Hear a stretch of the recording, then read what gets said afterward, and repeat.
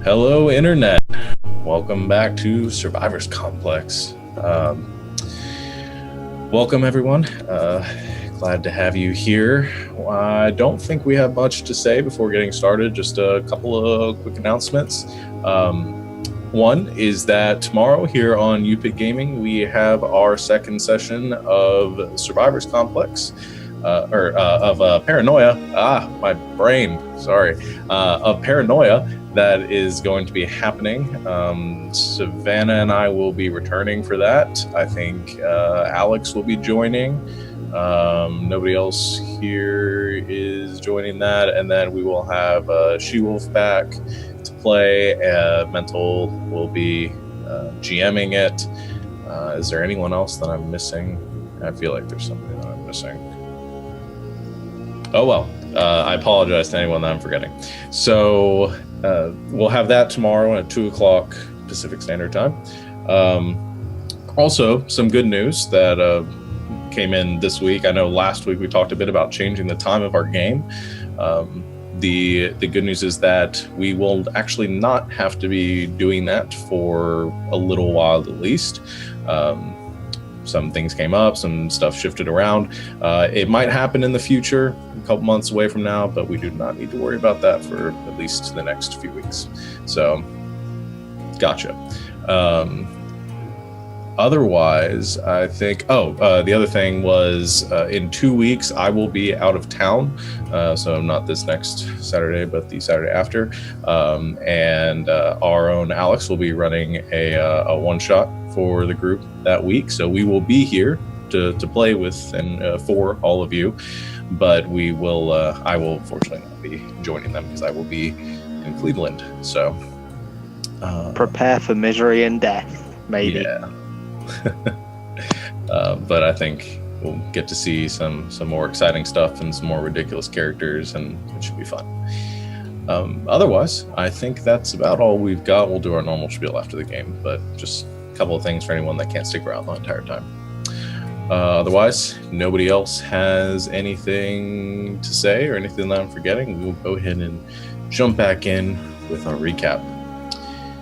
So the last time on Survivor's Complex, the group of adventurers had been thrust into the southwestern reaches of Growldar towards the city of Crawling Mists, where they'd been sent on a mission by Prince Zinstor Zolvernik of Ondakir.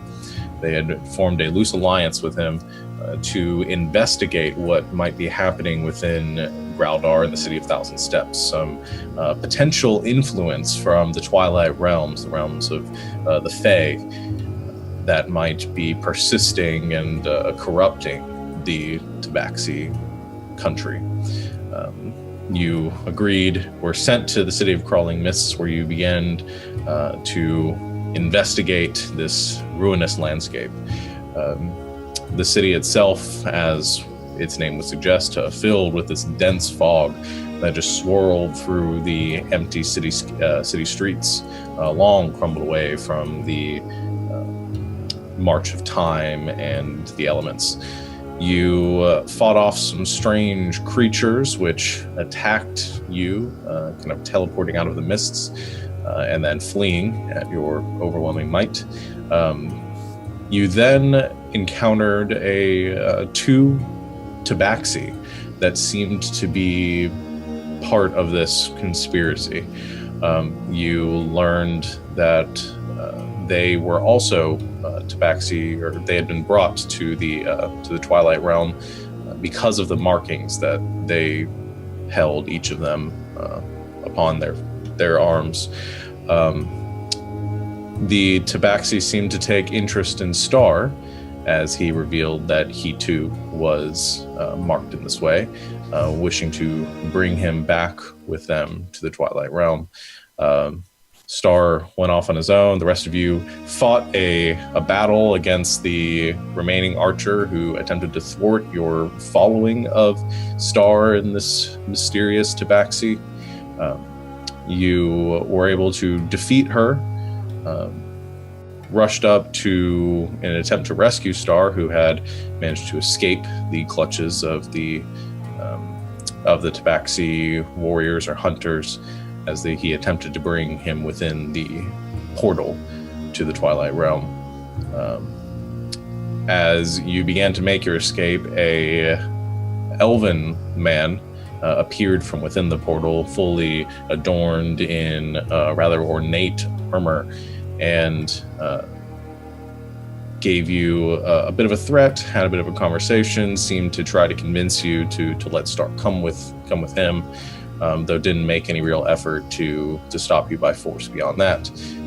You decided that this wasn't your battle, that you had bigger problems to take care of rather than fighting this one person for now, and retreated out of the city to lick your wounds and decide what your next step might be. So that is where we pick up, having just breached the edges of this cloud, this dense fog, which permeates the city. You've made it out of this valley that the city sits within or rests at the bottom of, and have made it a fair distance off from any perceivable threat. The sun is beginning to set now as night begins to overwhelm the Graldarian sky. What would you like to do? The portal that they had, we were told that it was a portal to the Feywild, correct? To the Twilight Realms, specific. You don't know, the Feywild is a region within the Twilight Realms, so you don't know if it comes out where exactly it goes to. It could, though. Okay, so it could go to the Feywild. Mm-hmm. Is it still the same day? Since you went into the city? Yeah. Yeah. Oh, okay. You guys made it to the city about midday. Okay. And it's been a few hours since, like I said, it's evening of that same day. Within a few hours since you've had your encounter with the archers and the knight. I'm walking with Lil and Barb and like pretending to be very snooty and like making fun of the night guy because everybody was in kind of a foul mood when we left after arguing with him about like slavery. So I'm trying to cheer them up. That's all I'm doing. Okay. Nothing useful. I have gotten out that diary I own, and I'm starting to look through it for any mentions of the breach or the City of Crawling Mists. Okay. Just make an investigation check.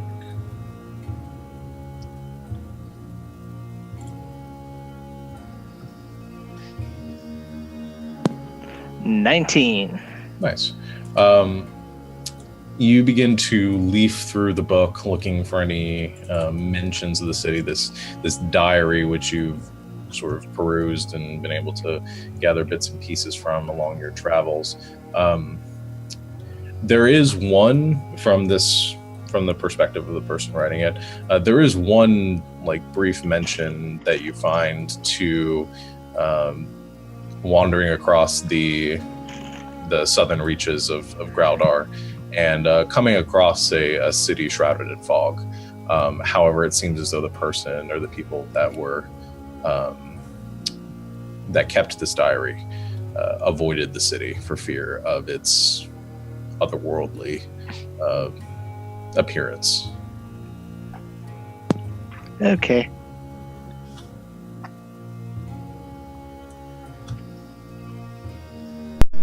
So, Star. Go ahead. Star? You want something? What happened in there? He told me that what was beyond the portal was a better world, one without the troubles, the dangers, those kinds of things, but I'm not buying it. How could he go in like that, be taken as he said, and be so content with it? Well, what do we know about this place? The Twilight, whatever.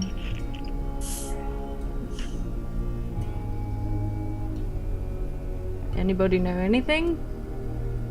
That's like Sadell, you know stuff Would like I that. know something? Yeah, I'm since like- it is connected to the Feywild. Yeah. I'll say. We'll see. Why don't you make a history check to the scope of what you might know. Oh, 15. Okay. Were you saying something, Star? I was just gonna say I've got that book of fairy tales as well. It's just so whatever time scale after I finish looking through the diary, I was gonna flick through that as well. Okay. So, Sadel, you sort of rack your brain on the subject. You are familiar vaguely with some elven legends of the Twilight Realms. You know, it's sort of an expansive plane that is very similar to the material plane, kind of exists basically like one step to the left of it, very loosely divided based on some of the other planes of existence that are out there, or in comparison to them. You know that basically there are three major regions to it. There are the Feywilds, which most people have heard of and have heard story of and legends. You also know there's a region called the Starlight Mountains that exists as a sort of beautiful, serene landscape of just towering, spired mountains and luscious green valleys. You also know that there is another kind of on the other side of the Feywild sort of dividing these two regions, is a realm known as the Shadowed Desolation. And that is sort of the mirror, the parallel, the opposite to the Starlight Mountains. And the Feywild sort of divides those two, keeping these opposing forces at bay. As far as any other specific locations within it, you aren't sure. It's one of those things where very few people have ever gone there. Very few people have ever returned. Some of those that return bearing no memory of what they experienced. It's there are a lot of sort of strange magical influences associated with these realms. Okay. I don't know anything too specific. I know there are three major regions. You have the Feywild, which separates the Starlight Mountains and Shadow of Desolation. Starlight Mountains. Yes. That was mentioned by the Singing Stones back in the Ziggurat. What'd they say about it? Don't know. All I was able to really pick out is that it was talking about the Starlight Mountains. I think we may need to accelerate our plans for listening to the Stones again. I agree. I have a question. Yes. Did we get like a look at the portal itself? Don't remember. Star got the best look of it. A few of you might have glimpsed a bit of it from beyond the sort of powerful silhouette of the elven knight that blocked off the entrance. Sort of glimpsed a bit of the distortion. I'm trying to think about how to word this. Can I do a check to see if what it looked like to me, or if Star describes it to us, like if that sounds similar to what I know the portal to the water plane is supposed to look like? Yeah. Or like what I know of that? Yeah. Don't make me do an intelligence check. No, I mean, this is sort of up your alley.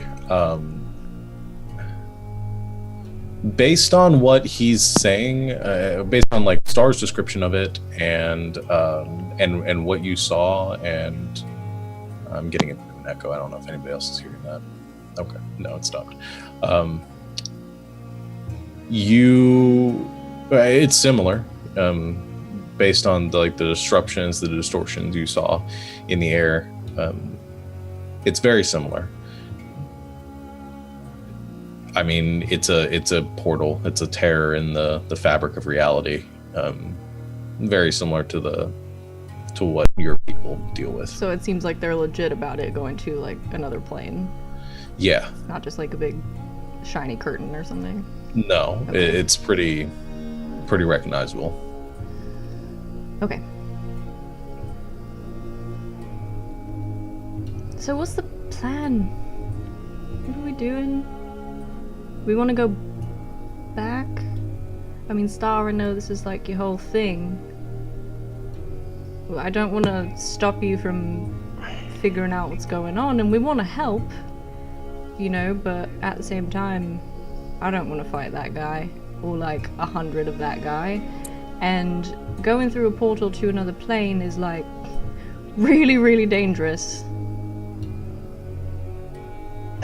I think we definitely need to get in there to figure out what's going on, definitely. But if there are armies or platoons or battalions or whatever in there, getting through all of them would be not easy.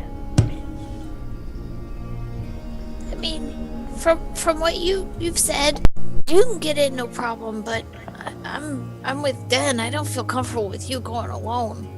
I mean, I don't know. I worry about any of us going through there. I mean, I've never been through a portal to another plane, but my people sort of know a lot about them, and we built a whole city with like thousands of people and guards around a portal to another plane because it was so dangerous. And I just don't want to like send our buddy through there. True. And especially if there's going to be people on the other side.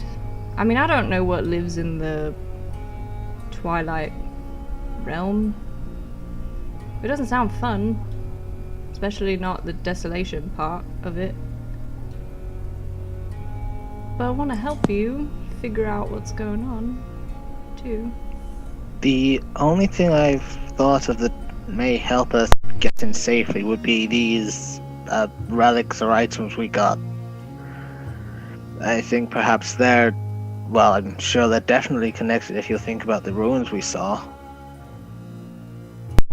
I have a thought about that, actually.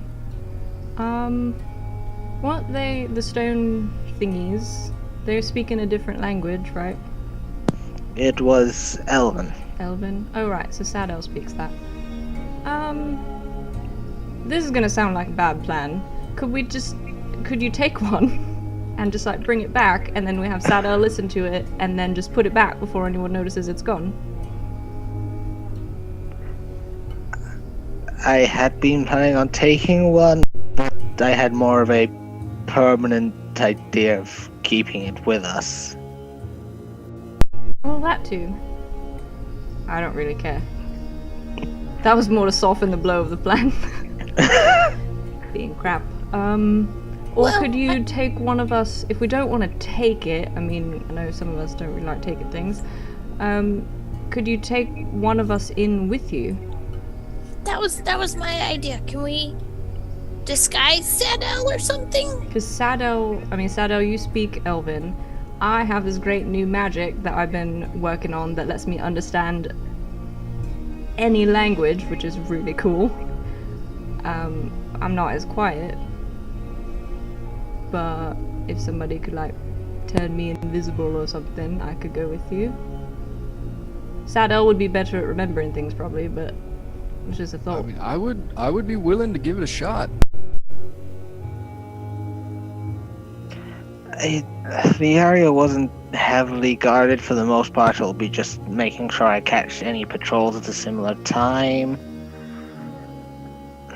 I suppose as long as we could be quiet, I can get us in without too much hassle. Yeah. About that being quiet. I don't think we should all go. But like, so I And I have... shake. Me and Lil just go, Clank, clank, clank. But, I mean, I have a couple of spells that could help get you in, and then... Was it just Elven, or was there other stuff? Or... Because Because I have a spell Uh, that can make you literally understand any language you hear, which is really It was cool. just Elven on all 5, wasn't it? Alright. They were all in Elven. Alright, cool. So, I mean, If you give me in Sadel, what did you say? A week, 10 days? what? I'm talking to Sadel. Oh. I was like, I didn't say any of that. What should you say for our little plan? A week, maybe 10 week or 2 to get things together? Yeah, I think a week. We'll say 2 just to be safe, but no more than that. Well, how about this then? We wait for the Arendalian delegation, then we'll all be dismissed. With our plan in place, I'll be able to swipe the stones, and with the delegation there, we'll be dismissed from the city. We can go do whatever we want. Get out of there if things heat up. Are you thinking we shouldn't tell them what's going on? Do you think they'd even believe us if we did? I mean, do they really have to know? Because we were sent here to do one mission. We've done that mission. Do they need to know what else we do?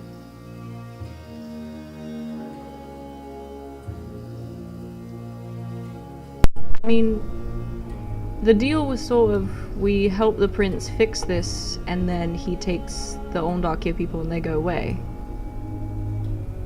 Which is what the delegation wants, right? Like, they want... but aren't they gonna want to know why? I guess we could just make something up. There is a thing called lying. I guess it wouldn't be up to us to know why or what their reasons were. Given the state of the Arendalian delegation's proposals, I think they just want Ondorkir out of the way. I guess that's true. We don't even really want them to know we were talking to the prince, right? Exactly. I mean, I guess I would assume that they think we probably had... Well, they don't even know they're here, but... Once they find out that they were here, they'll assume that we had an audience, right? Like, we were their people, their mouthpiece, whatever. I'm thinking... You guys, I've learned a lot of new magic in the past few weeks, just so you know. I've been really practicing. I am feeling so hard. much stronger. I don't know what happened. But I think... So, the prince is going to come check in with us tonight. I think we say we're ready to go back. We give him a basic rundown of what happened, because I think we should keep him in the loop. And if the delegation is still not there, I think we should send them a message. I can send them a message with this great spell that I learned, and let them know so they're prepared when they get to 1,000 steps that Ondakir is already there. That sounds like a good plan. Okay. Yeah, I think that's the best bet. I mean, I don't know. I think we should... I mean, we are representatives of the... Wait, almost said the wrong place. Of the Randall delegation, and so I feel loyal to that, and I don't want them walking into something that they're not ready for. I think they were hoping we'd get here before Ondakir, right? Yeah. Well, Ondakir wasn't supposed to get here for a long time. Yeah, that's still been bugging me of how they got here so quick. The prince did it, just like he sent us here. He used the same magic. He told me. Well, I guess I could have added 2 and 2 together. Perfect. There's We a all lot had going on. lot of things going on. So what? We'll just wait around then for Princey to Well, come back. this sending power you have, can you send the prince and be like, "Hey, we're ready for a pickup"? Well, I have to sit down and prepare that one. Oh, okay. No worries. It's like rolling around up here, though. It's like ready to go. You also know that the prince has been contacting you every evening so far. So you imagine he probably will be contacting you pretty soon, based on how late it's getting. I guess we'll just wait. Before we hear from the prince, I want to just step back into the jungle. I need some things to trade with for when we get back to 1,000 Steps. Does anyone want to come with me? Oh, I do. I'd love you to show me more of the herbs that are around here. I will do what I can. I'll stay in I'll be the meeting point in case everyone else wanders off. You sure? Like, the jungle, I mean, it's a little scary, but it's got cool stuff in it. Yeah, I'm not a real big tree person.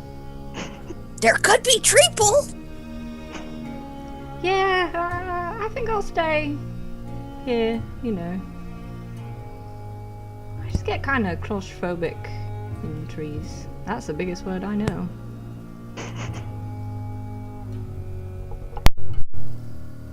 All right. So, So Star and Lil, you guys are gonna wander off and look for stuff in the jungle. Yes, Okay. please. Looking for any herbs, spices, weird plants, fruits, anything I could get a decent sort of amount of bar for in 1,000 Steps. And I am trying to gain as much knowledge about healing properties or specific properties of certain herbs that he knows about that I could possibly distill down in a bottle of wine. Okay. All right. Is anybody else doing anything?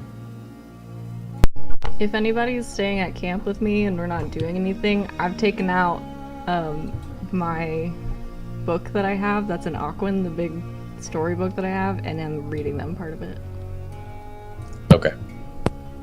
Just for I'm gonna be testing out my new rope that I made. Okay. I'm going to be playing a variant of Welcome to the Jungle. All right. Lucius. Nah, he's just going to be intently listening to Din read this story because he's never heard it before. It's not really reading, it's more like I have the book there and I've memorized the story. She's pretending to read I'm it. She's pretending holding to it read it. upside down. I'm not holding it upside down. I can read, just very slowly. Okay. Well, it's an Aquin. How would I know? I'm mostly telling part of the story. Okay. So as your group sort of settles down to,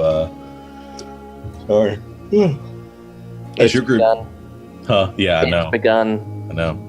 As your group settles down to begin to, kind of make camp, or at least prepare yourself for the prince arriving, Star and Lil, the two of you, head off into the jungle to search for plants and things you can use to barter. So I'm going to have Star, you make a survival check, and I'll give you advantage because Lil is aiding you.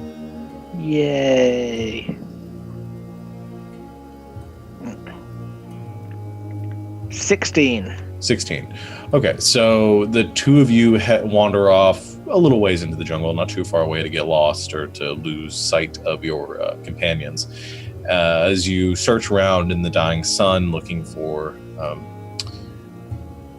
materials to barter with, there isn't a lot of fruit in this area or kind of usable vegetation. You kind of quickly discouraged by that as you look around.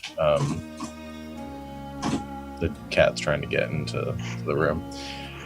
As you do, though, or as you kind of continue this process, you do see what looks to be a small kind of like an ocelot, but it has a very rich, dark coat to it and red streaks going down it. You recognize this creature, Star. It's a very rare sort of animal. The pelt is actually quite valuable in 1,000 steps.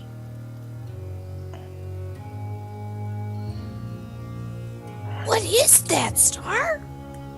Quiet. I need a perfect shot. Because I really feel bad about this, but I kind of need this to happen.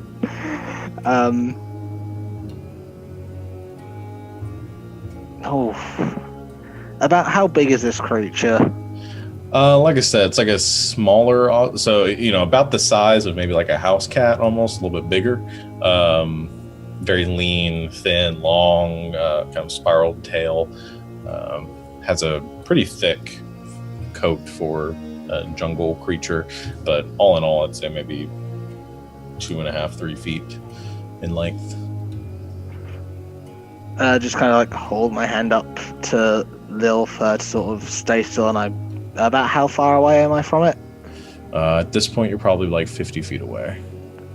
I am gonna try and sneak a little bit closer, so I'm about 30 feet away. Okay, I'm gonna need you to make a stealth check. That's what I'm good at. Yay! 20 total. 20. All right, nice. You kind of crouch down, get into the underbrush, and begin to creep your way forward, making barely a sound as you approach from the flank of this creature. It does not seem to notice you, as it too seems to be kind of prowling and looking around. Every once in a while, its head will pop up and its ears will twitch, and it'll look around, and it goes back into a prowl. Eventually, you do approach within about 30 feet of it. And as I'm about 30 feet away, if I throw a dagger, I should get my sneak attack damage on that as well, shouldn't I? Yes. I am just going to quickly unsheath some of my daggers and just straight towards it. Okay, I'll give you advantage on it because you are hidden from the creature currently. Advantage, then that one. 19 total. Okay, 19 hits. Go and roll damage on that. That is 11 points of damage total. Okay. You approach as quietly as you can, come up a bit, take out one of your daggers, aim it, and silently the dagger sinks into the rib cage of this creature as it goes to kind of pull itself up again. There's sort of a thump noise, and then it just falls into the brush beneath it. Doesn't make a noise. I sneak up to it, collect my dagger in the carcass, get back to Lil, just whisper, "Let's head back. This should do us just fine." What was that? I explained to her what the thing is and that we can get a lot of it. It can be very valuable for us in 1,000 steps. Sorry. Should I be on the lookout for more of those? If you see any, sure. I'm totally. That's now what I'm looking for. Okay. Are you sure you're taking the full creature with you to Taking the full creature, we can skin it back at camp. Okay, so you throw it over your shoulder and you begin to head back. Along the way, you are able to point out some because you're looking for them, some more herbs to Lil that kind of might have an interest to you. Most of them, there's like a sort of an aloe type plant could use to treat burns. There are some other plants in the area that are similar to ones you've seen before. Some that can be used to like make kind of bitter teas that might relieve like migraines and things like that. Other like kind of small sort of medicinal tricks in the area that Star can point out to you. Can I? Oh, sorry. Go ahead. I was just saying, Lil, could you grab some of that one? It can be used for burns, and that one there can be used for teas. It can get a decent amount of the leaves. Yeah, I was gonna steal definitely some of the aloe, and I want to immediately grab one of the wine bottles that's in my bag and throw that. So is it like aloe? So Star instructs me to like squeeze out whatever's inside, like the liquid, or should I just throw the whole thing in? It's more like what you're used to it, or what you explained to her, that it's the leaves themselves or the plant matter does have some beneficial properties, a sort of combination of both. Usually they're like emulsified and made into like a paste to apply. So it's a little bit of both. Okay, so what I'll do is we take a second and I'll squeeze a couple of the aloe like leaves into the bottle and then throw the same amount of actual leaves unsqueezed into the bottle, recork it, and throw it in my bag. Okay. And it's one of the bottles of red wine that we got from when we left Fort Harrington. Okay. So I want to do that, and then I'll definitely take the tea stuff for Star. Sounds good. So you spend a few 30 minutes kind of gathering up some plants to use for your own purposes, and as you do, the sun is beginning to get dark, so you start to head back towards the group with your spoils. As the rest of you are kind of gathering around, making a small fire, just to keep a little bit of light until you're able to head out. Saddle, you finally finish your last bit of enchanting on the item you've been working on for a few months now, actually. As you have this rope before you, this beautiful entwined silk rope threaded with gold throughout, and capped at each end with like a silver cap. You finish your enchanting and engraving and have the finished product before you. I want to test it out and see if it works. Okay. So you, what do you want your command to this rope to be to activate it? Oh man, climb. Why not? Climb. So it was gonna be like the Yondu like whistle to it. Oh yeah. I'm gonna actually. We'll do the whistle. We'll do an elven like whistle. Okay. So as this rope is coiled in front of Saddle, he concentrates for a bit and he lets out this low sort of oscillating whistle. And as he does, you see this rope kind of shudder a bit, and one end of it begins to very slowly like kind of coil into the air. Whoa. Are there any tall trees nearby There are lots in of this tall trees jungle? nearby, yes. No trees in this jungle, surprisingly. I want to send it up to a decently high branch, like one that I obviously couldn't climb up to. Yeah. So you look around and you see a thick branch about like 60 feet up, and you look at the rope and you give another whistle at it, and as you do, the rope kind of begins to spiral itself, still moving through the air, not actually contacting any surface, but just straight up in the air towards the tree, or towards the branch, the bough coming off the tree. Takes a little bit for it to get up there, but after it does, it loops itself around once and then ties itself off. All right. Now I want to command it to loop around my foot and tie off. Okay. It very slowly goes to the bottom, around your ankle or like around your foot. You mean, kind of like so you can stand on it. So okay. I could stand, so I can hold and stand on it. Okay. So it loops around and then ties itself off, sort of like a noose there almost, but you stick your foot through it.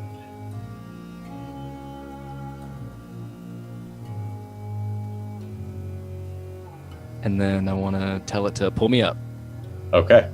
And as he gives another whistle, you watch as Saddle stands there kind of holding on to it, and the rope just begins to coil itself around the branch, kind of almost like a fishing line being reeled in, and Saddle just begins to slowly rise off the ground towards the tree branch.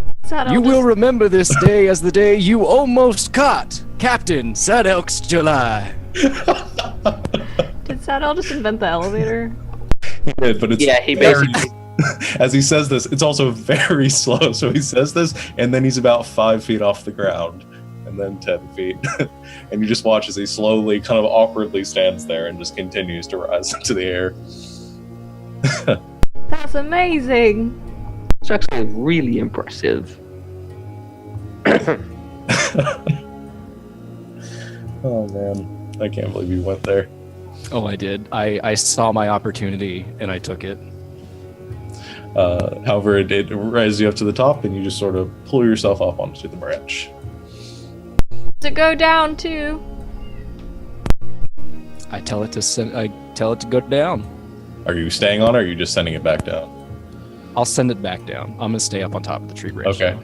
Give another whistle, and it begins to lower itself down to the ground. Wow. All right. I'm assuming Lil and Star aren't back yet, right? A little bit after this, as Barb is playing her music in the clearing, a very soulful rendition of "Welcome to the Jungle" by the bardic troupe, or the minstrel troupe, Guns N' Roses. As you, or I should say, muskets and can't think of roses. Muskets Thistle. and mums. Muscles and thistles. I was gonna say muskets and mums. Muskets and mums. All right, that's canon now. As you kind of enjoy the little bit of peace you have here, and wait, you after a while hear, as the sun begins to set, the crashing through the trees, and Lil and Star emerge. What's going on, guys? Missed some. There was this creature that was so cool. I bet it's not cooler than Sadell right now. Yeah, Lucius just points up. That is so cool, and I just put the dead cat on the ground and I start climbing the tree to look at the rope at different heights. Lil, not recognizing the rope, just says, How did you get up there? Watch this. And I give a whistle, except this time, I want it to knot itself. So every foot it knots. So like a climbing rope. Yeah, so he gives a whistle, and there's a sudden, like, kind of whirring as the rope just begins to one by one kind of shing, shing, shing, shing, shing, all the way down, begins to knot itself in places to give good handholds. The rope shortens a bit. It's now hanging about 10 feet off the ground, but it is it's definitely more climbable if you can reach it. I'm just still going up and down the tree itself. Do you need a boost, Lil? Yeah. Lucius, with his 1 in strength, like +1 to strength, like lifts Lil, or tries to, in her full plate armor. Okay, I mean, you have a positive strength, so that's something. You're able to, her small stature is very easily offset by the chainmail and all the crap she's carrying. But if you put down your bag and it's just your armor, eventually you're kind of able to sort of cheerleader lift her up, and you're able to just barely grab onto the edge of the rope. Watching them struggle, I'm just like sitting behind their back, like looking at Barb and like pointing and laughing.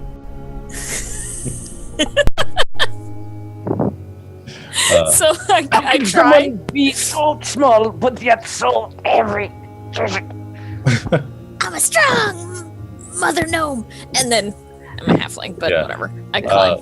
And you find it very easy to climb up with there with the knots in the rope too, and very quickly you're able to scale to the top of the rope and pull yourself up on the tree branch. I get on the tree branch, and then I'm like, Oh, this is a lot higher than I expected it to be. Yep. I can have it lower you down if you want. No, this is cool, I think.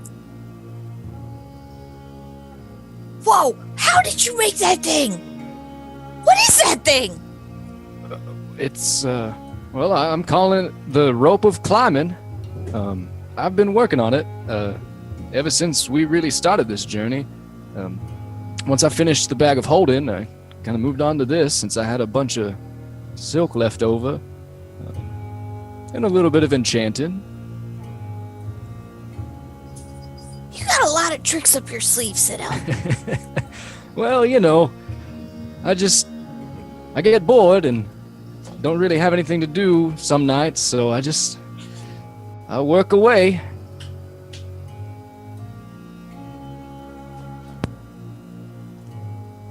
This is so cool. I can't wait to see what you make next. I'm very excited. I've got a big surprise for all of you coming up. Really? Oh yeah. Give me a hint. Tell me a secret. And I lean over and whisper and I say, it's something that Dan is really gonna like. Oh, she deserves it. Can I hear that? Something. My perception's really high. It is. You are 60 feet up in a tree, and you are currently reading to Lucius. So.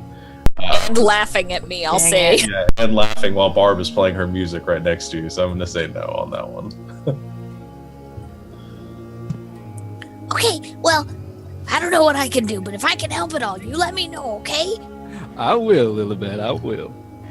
At this point, too, Den, as you're reading, start to get kind of a slight twinge at the front of your head, a familiar sort of half headache. Going, tiefling incoming. This has happened a few times since you got here, and there is suddenly a voice in your head that says, Den, what's your status? How's everything going? Hello, yes, Red Leader. We are ready to come home. We've learned some stuff. Please come pick us up. Okay. There's a pause as you send the message back. And there you get another message in your head as he uses the spell again. He says, all right, trust me here. Just try not to resist this. All right. There's suddenly another sort of shifting feeling around you, and you suddenly get the feeling that somebody is watching you, and you feel like you could push it away if you wished. Do you wish to try to resist the spell? Do I have any sense of what he's doing? Make an Arcana check. Oh, here we go, guys. Actually, this is something that you would have a little more familiarity with, so I'm going to say you can use Wisdom for this Arcana check. If you don't have proficiency Arcana, then just make a Wisdom check. No, I do not. Wisdom. 15? 15. You haven't used the spell. It's a little outside your capabilities, but you are familiar with it. It based on the sort of the sensation you're getting, you believe it might be a scrying spell. Okay. I don't push back. Okay. As you do, there's the pain or the feeling goes away. And a few moments pass. A few more moments. You start to wonder if you're going to get a response. Suddenly, there is a flash of light that comes from the sky above you. And kind of this,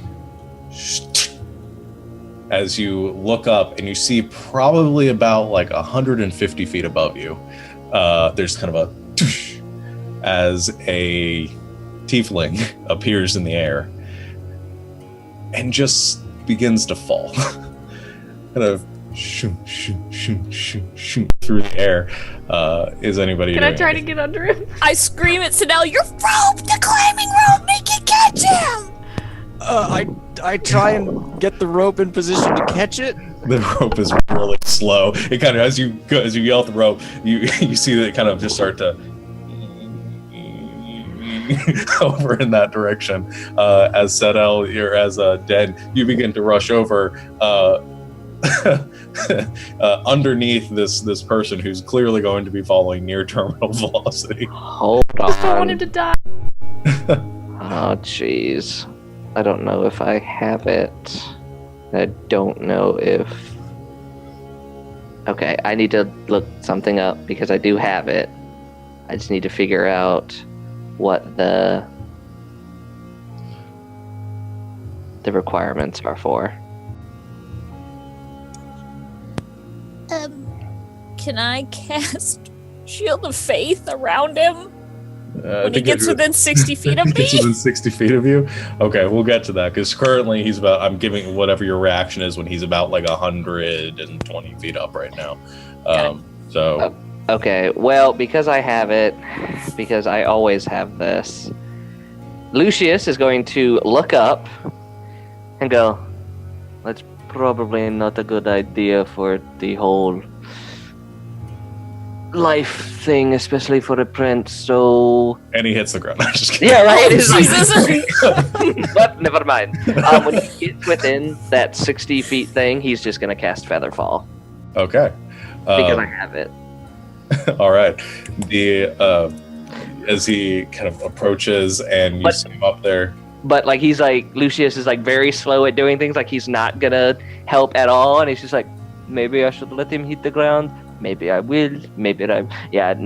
Boonk. Okay. And with kind of a flick of your wrist, you send a bit of magical energy up there, and you see it connects with his body, and the prince begins to just fall a little bit slower as descent slows and slows and slows until he lands on the ground a few feet away. You see the white robes that he's wearing with the black cloak over it sort of disheveled a bit.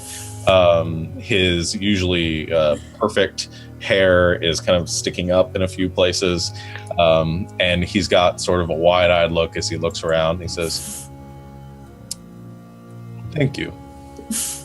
So just because, and I'm not saying this is the reason why I did this, but since I did just save the life of the monarch of my people, does this mean I get something out of it? Because I mean, I did just save your life.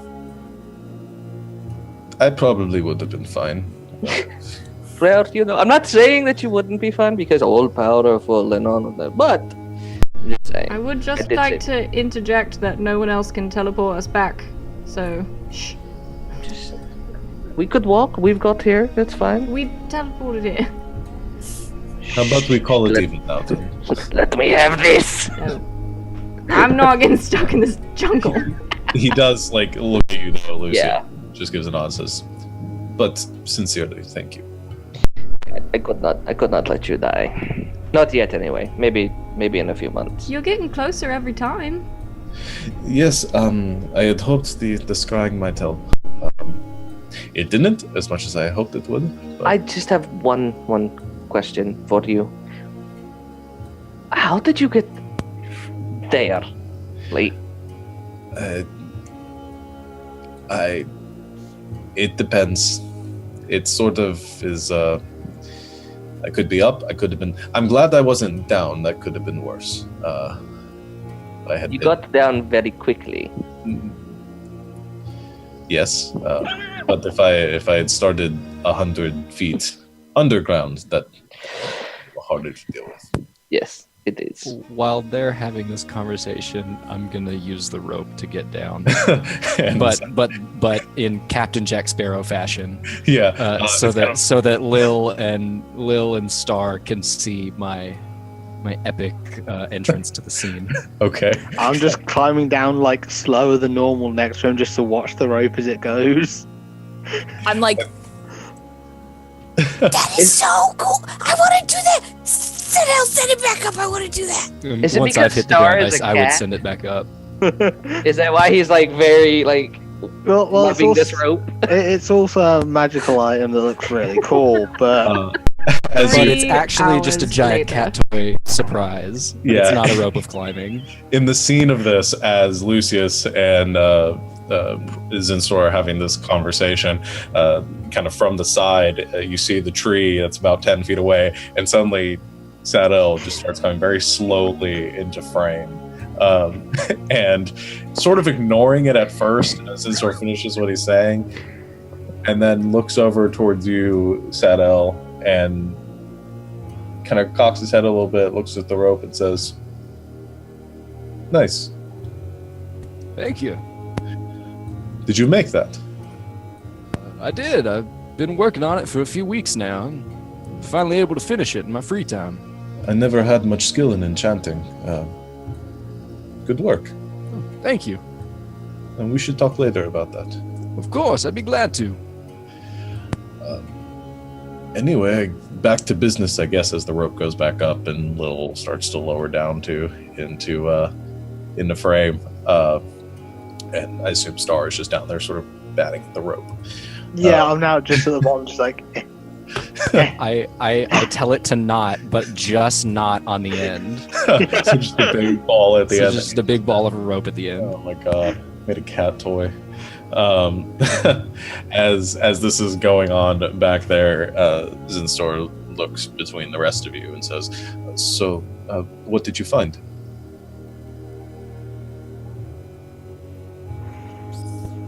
Well, Basic rundown. There's a portal in there to a twilight place. with some, he was an elf, right? Mm-hmm. Yeah, with some big elf with giant sword protecting it. Talked about the protector of the Knight of the Celestial Spire and Protector of the Breach. The breach. Thank you. I was paying attention that time. It's very true. You were paying it more attention at that time. Yeah, it's a portal to another plane. They're taking Tabaxi with marks on them through it. They're taking kids. Yeah, it's bad. But you saw the portal. Yeah. Star saw it better than the rest of us, but yeah. Yeah, but I give him the full description of the portal. I assume you know a thing or two about portals, and so do I, and I'm pretty positive it goes to another plane, so I don't think they're joking. This is bad. You said there was just one person guarding it. Well, he said there were like lots and lots on the other side. That's why we didn't go through.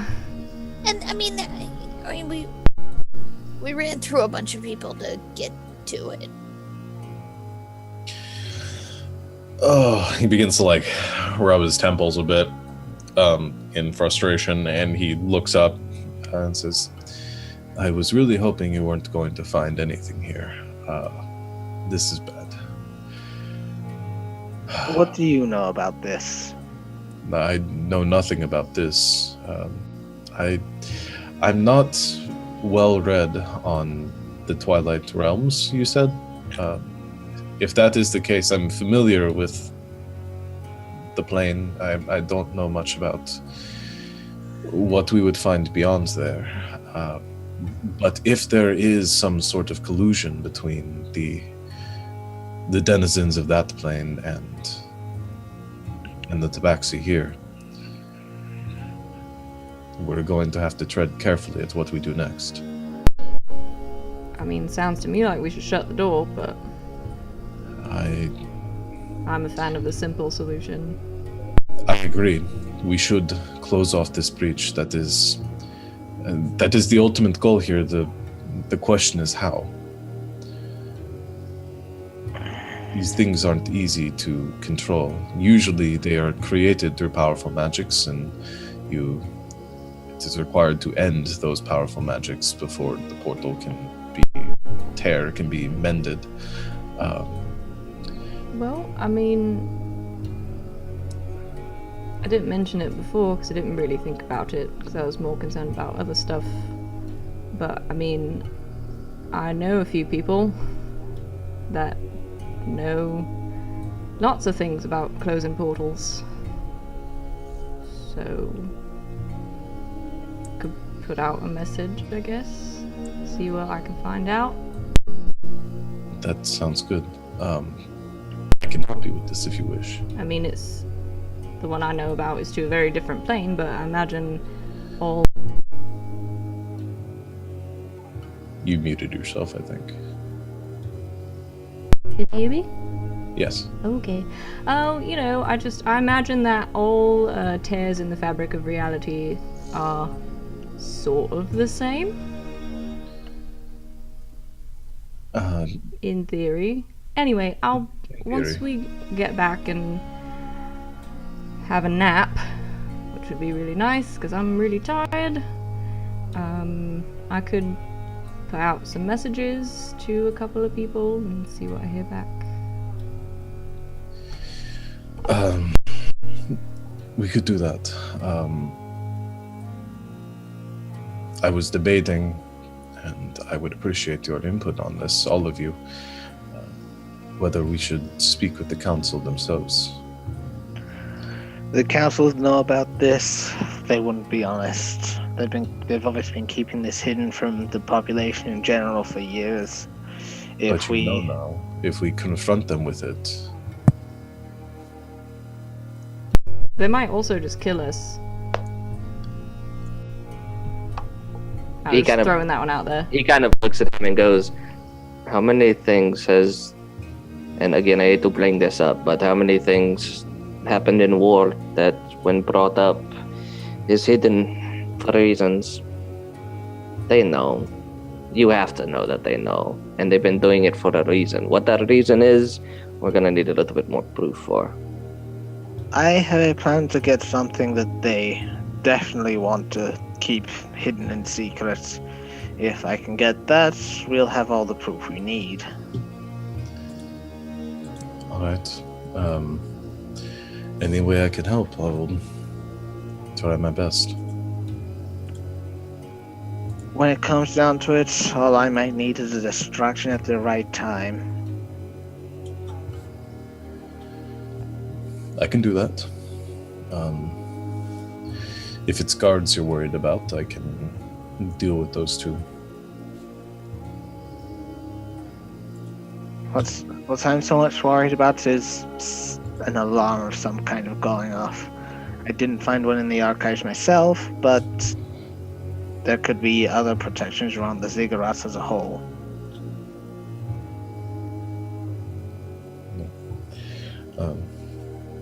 I suppose we should return then, and You're not gonna teleport us to the center of the planet, are you? no, getting back is fine because I've been there. I'm okay getting back. It's going places that I'm not familiar with. You've been here now, so if we need to get here again at some point else, that I can do. That's a huge possibility. Hopefully not 120 feet in the air this time. Yeah, now that you've been here, can you really focus on the ground part? He looks around, goes over to the tree, takes out a knife and sort of shaves a bit of the bark off. He takes that and sticks it into a pouch and just says, that should make things a bit easier. All right. Well, if we are ready to go, we are ready to go. Let's get out of here before more archers try to shoot me in the back and I die. Yeah, again. I hate the jungle. Yeah, no offense, Star, but this place is creepy. I mean, it's not the jungle that I'm worried. I can't talk today. Worried about. It's the people in the jungle that have shot me in the back. All right. Everybody gather close then. I pick up my dead cat because I still didn't get around to skinning it because I got distracted. He gathers you all together, begins to concentrate, kind of tracing that same sigils through the air that you've seen him do before, as the energy sort of swirls around all of you. It flashes, and with kind of a burst of wind, and you see some kind of fabrics get scattered, you appear in your chambers in the within the ziggurat at 1,000 steps.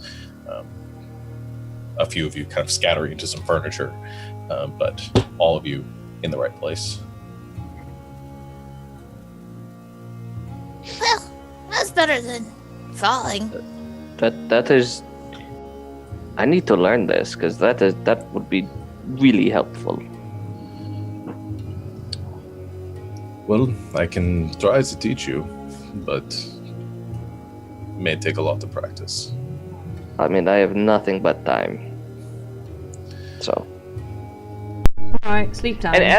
And from a, before we go to sleep, from a player to DM question, like, could that be possible? Could he teach me, like, one spell, even if it takes, like, 6 months to learn? I mean, he could teach it to you if it was within the capabilities of your magic. Okay, cool. That's what I was thinking. And whether you were powerful enough to cast it. Cool. He doesn't know much about your magical abilities, so... Okay. Or you gather that he probably does. Yeah, he probably does. But, yeah. So we can... After we all sleep, I will probably talk to you about that. Alright, fair enough. You come back tomorrow and we'll decide what messages I should send out, I guess, and figure out where to go from here. Good night to all of you then. And he waves a hand in front of him, and you see him, same as before, vanish from sight. The door on the other side of the room opens, and then it closes. He's so serious all the time. Well, I mean, he is the prince of our people. He has to be serious. It's part of the job description. What a downer.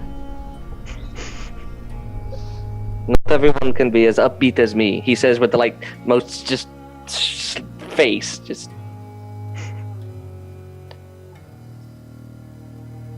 So, sleep. Yes, I'm going to bed. Same. Will walks off. Ben, Lil, before you go, the little, well, I'll call it in nick in this thing's fur and skin. Would either of you be able to repair it with your magic even though it's dead? The cat? Or the ocelot? I mean, I could give it some healing, but without its skin, I don't know. Well, I want this skin to be entire without a mark on it, because then I'll expect more for it to mark it tomorrow. Lucius just walks over and uses mending it to see if it works, because he's not sure if it works or not. So he just, like, touches it and sees if it helps. He has no idea. Huh. The age-old question, is a corpse an object? At that point, it is technically an object, right? Well, if it's But just if the skin, he's skinned, then it is an object. So, and I don't think this spell says anything about, like, organic material. Yeah, no, I just have, like, healing stuff. Yeah, and you gather that the healing effects wouldn't really work on something after it's Not alive. It's been murdered. Compartmentalize. Yeah. Well, the interesting part is that it would technically work on, like, a wine skin, which is made of leather. So if it's the flesh of a creature that is dead, this has some interesting ramifications to it. But we'll get to those later, because I'll say that that you go over to the creature itself and you wave your hand over it, casting the mending spell. As you do, you see those threads kind of form in the air, ethereal and kind of gray, dark gray, begin to wind their way through the small kind of puncture wound from the dagger, and then pull closed. That actually surprised even me, because I didn't think that would work, but it apparently did. Here you go. Thank you. I guess tomorrow I'll either be skinning this or going down to market to see if anyone else can. All right. Well, if you have any more dead animals that need fixing, it goes even weirder to me. I'm going to go to bed. I'm doing the same. Good. Okay.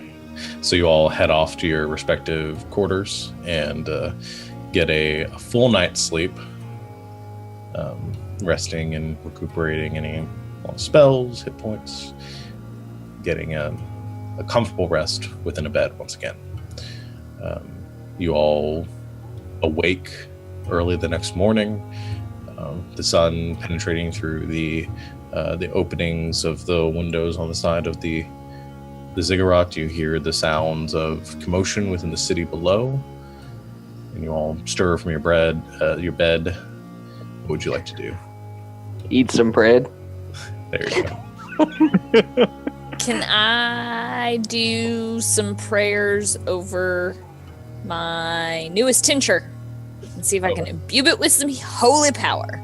All right. Yeah, you can start working on that in the morning.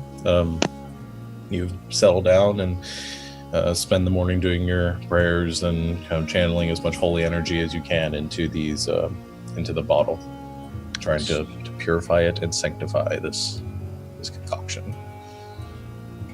So, Lucius gets up probably an hour or two before everyone else, or what he assumes is an hour or two before anyone else. And he goes off into, like, the forest or something, and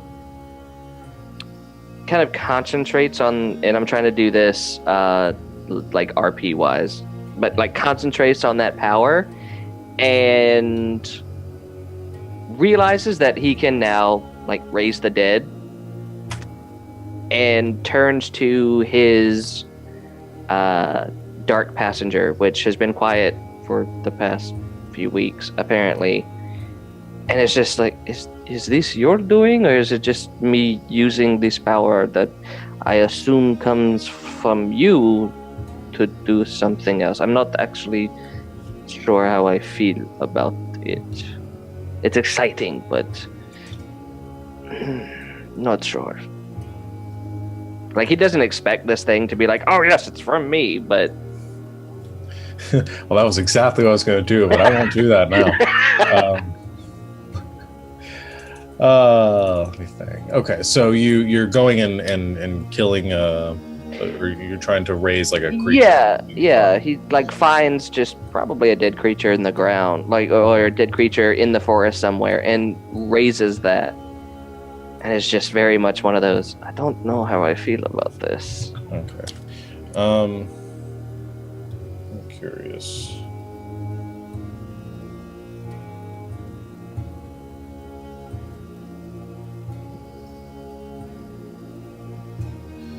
So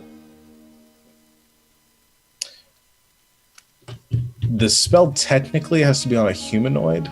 Okay. That's a good thing to learn, though, because I don't think Lucius would know that. Like, yeah, but what I'll say is that, so what happens is you concentrate, you find what looks to be a like a small hare that has been killed and for the most part eaten out in the grasslands beyond 1,000 steps.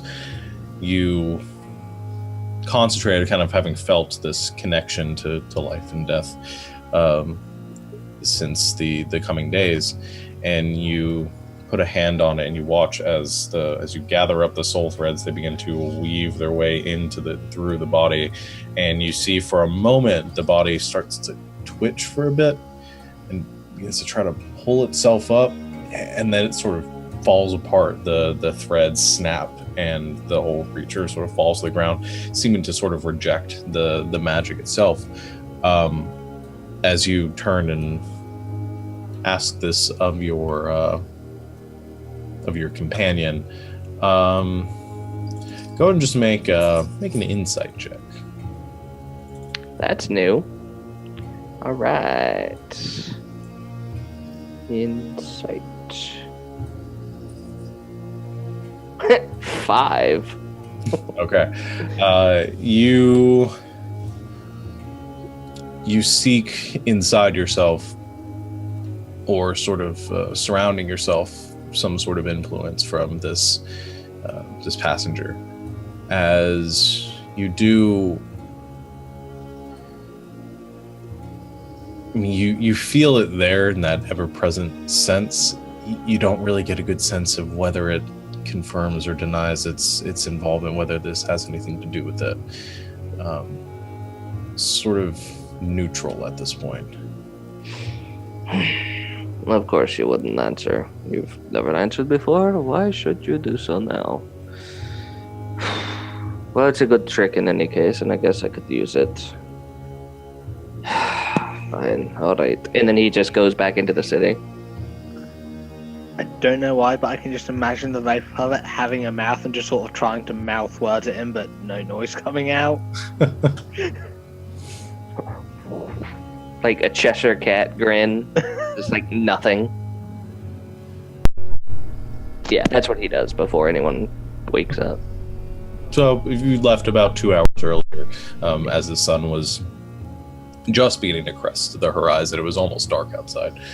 As the sun has risen and the commotion begins to pick up on the streets, Lucius, you sneak your way in just as everyone's beginning to wake up.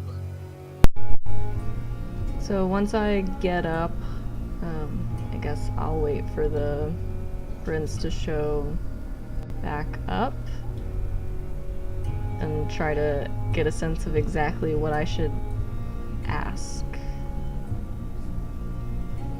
Okay. You begin to gather, the rest of you waking, you carry out your morning rituals, your prayers, and eating some breakfast. As you wait, familiar to before, there's a rapping at the door. You pull it open, and there's nothing there. You feel that kind of something brushed by you, and close it. The prince appearing there from his invisible state. Looks around, slight smile on his face, and says, "Good morning, everyone. I trust you slept well." I mean, as much as you could, yeah. It's nice to be back in a bed. Good. And not being shot at. It's good to Always hear. that. I've finally got a decent night's rest within my own chambers. I haven't slept well with the UNT delegation being so close, but they were away last night, so I felt a little more comfortable. Where did they go? What do you mean they were away? I haven't kept tabs on them. Can I make an insight check on that? Sure. Lil's doing that too. Hopefully it's better than the last insight check I did. It is. It's much better. It's a natural 2023. And I got a only we've 15. gotten that in the last one. I know, right? As you sort of scan him over, and you see he has a pleasant demeanor, seems well rested. Seems like he's just trying to make pleasant small talk. Doesn't seem to be Okay. anything from the tenor of his voice. It's kind of the way he's looking at all of you. Okay. He notices kind of Lily staring at him intently and says, "Is everything all right?" Well, I mean, it doesn't bother you that the other delegation's just gone? I mean, I know we went somewhere, but we all talked about that. Like, that makes me a little nervous. It's sort of the nature of things with an Ondak here. The UNT have their own business. I guess we turn a blind eye to whatever they're doing. Okay, but like we told you that like their snake talked back before we left. Yes, I have my own theories on what might be happening. I get the feeling that they're hiding something from me too. So far, it hasn't seemed dangerous. It doesn't seem like they're trying to thwart the peace talks in any way. Okay.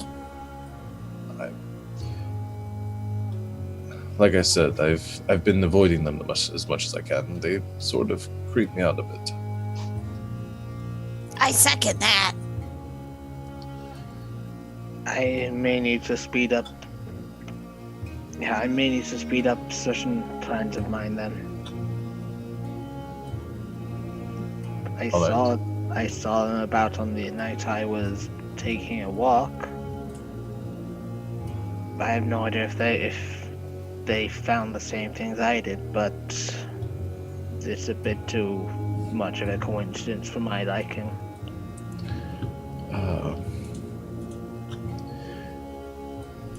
If you wish, I can try to contact them to see if they're still within the city.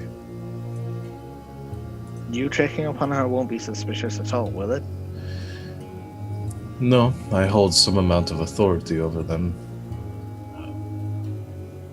I can make up an excuse.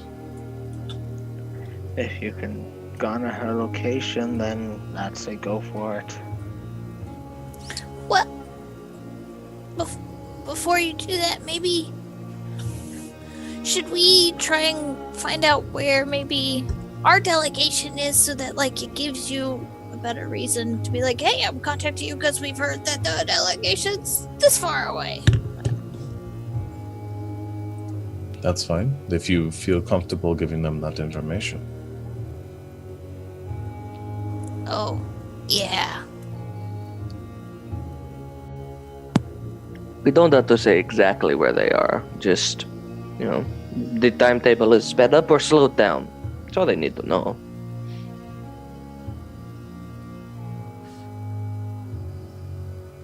And at least we know, if anything.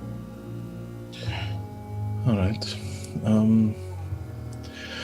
I'll attempt to communicate with them first. See if they'll see what they say, and if not, I can try to spy on them, like I did yesterday with Rendezvous. All right. 1 second, and he concentrates for a moment. Goes into a meditative posture. There's a few seconds of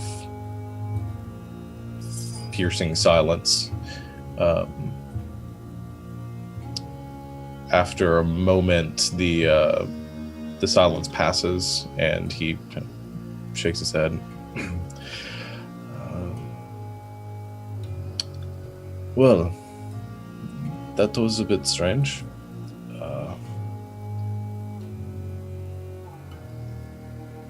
They said they're still in the city, but I know they're for a fact they're not. So they lied. Yes. One more. He concentrates again, this time pulling out a few crystals from his pouch, holding them over and focusing.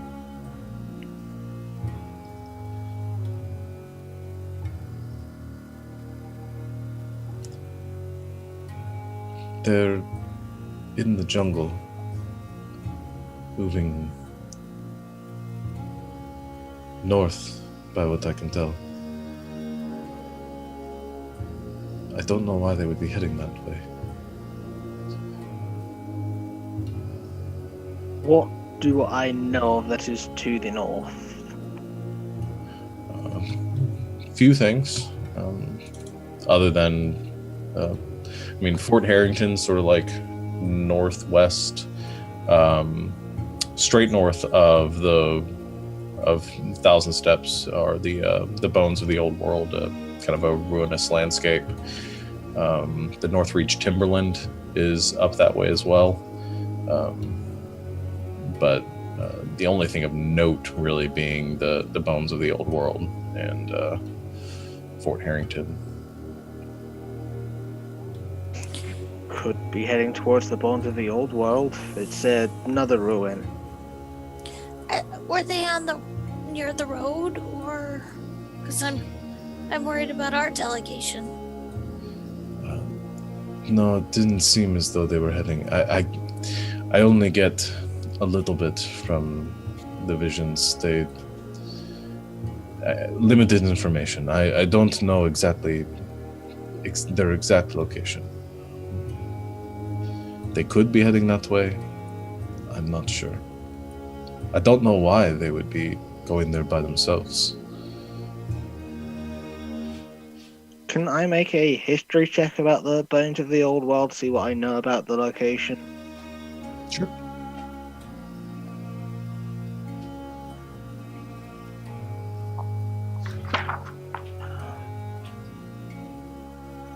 15. From your reading and your studies, the let's see, 4 minutes on it. It's sort of an ancient ruinous landscape. It wasn't something that was built by the Tabaxi, much like a lot of the other ruins that you've come across. Sort of like the city of Crawling Mists, but kind of marshy, more can't think of a good way to describe it. A little more desolate and destroyed than a little less habitable than your appearance of or your sort of perception of the city of Crawling Mists. That's about all you really know. There's not a whole lot to it. The only other thing is that some Tabaxi tried to, a long time ago, it was attempted to make some sort of residence there before the city of Thousand Steps was constructed, but the terrain was uninhabitable. I relay this to everyone else, just so, unless they know that there's something else there.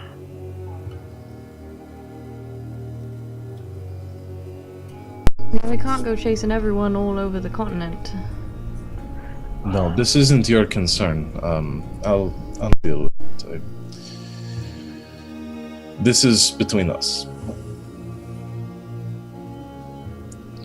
We've never really trusted them to begin with, so it's not unsurprising that they would do something along these lines. Yes, they do their own thing. It's a loose alliance between our peoples. I remember. But as much as I talk about it, if you do need any help with anything, just let me know. I cannot speak for the group, but if you need anything from me, that's just let me know. I'm trying to be better about this, because you have proven that at this point you're not who I thought you were. I'll take that as a compliment. Let's figure out what our next step will be here within the city. I'll pursue this matter afterwards, and we'll figure out what it is that you all wish to do as well. So, I've got sending the spell. I can do that twice today. I've got a person in mind that is way smarter than me and paid way more attention in class than me and knows a thing or two about magic as well that I could contact in my home place, my home city.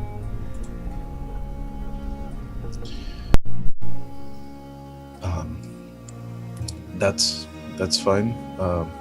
If you need any help, I can cast the spell a few more times as well.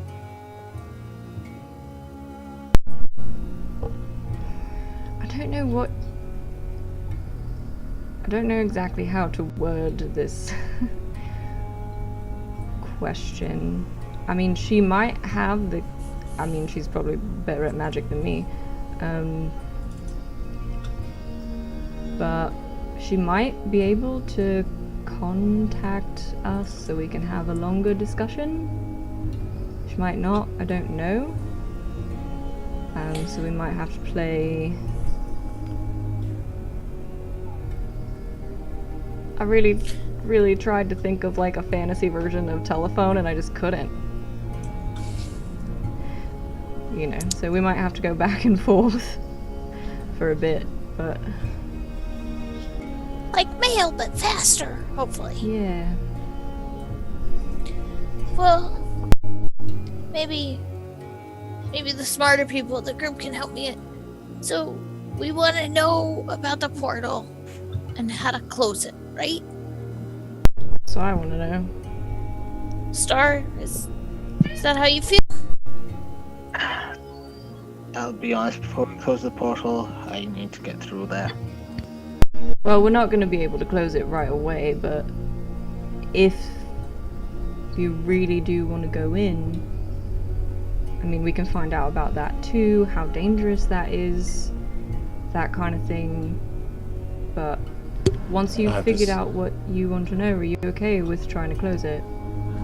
And the prince sort of chimes in here too and says, "There is no purpose in going beyond that portal. There's dangers beyond there. You'd simply be inviting further travesty at this point."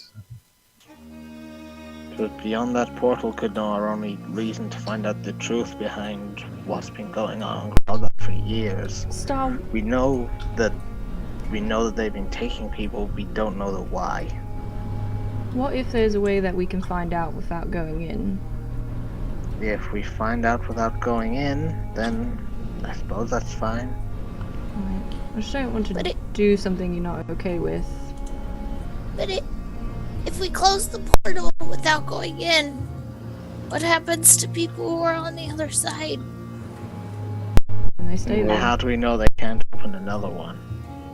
Well, there are ways of keeping them shut.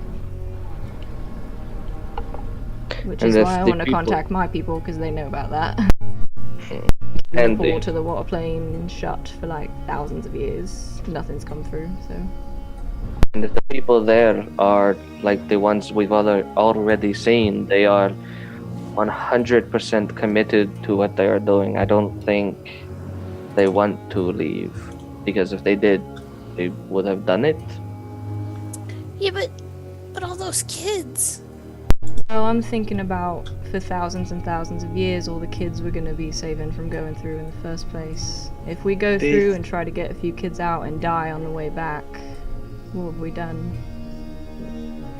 They said one from every generation is being taken.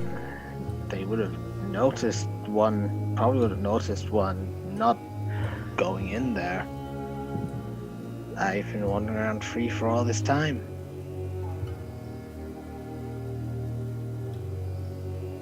Okay, I'd like to save as many as possible, and I'm starting to understand, I guess, that sometimes mean you can't save them all, but It sucks, but bigger picture, I'd rather not us all put ourselves in danger. Because nobody else really knows what's going on, and if we all go through a portal and get crushed and die, then they're just gonna keep taking kids. yeah, I get that. Star.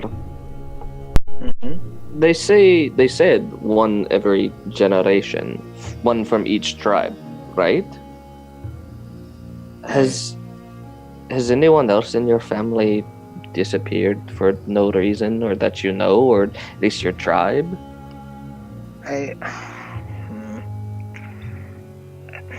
Perhaps disappeared isn't quite the right word to use here, but the only other thing I can think of is my father's never really been around. I only ask, and I only bring it up because if the people who are taken or go through their free will, if they are connected, then maybe that is something else we can look at. And he turns to the prince. What we learned at the Arcanum, blood magic is one of the strongest. To keep a portal like that open for however many years has to be fueled by something powerful, and I don't really want to say it's a deity, because that kind of puts it on never being able to close, but it has to be something.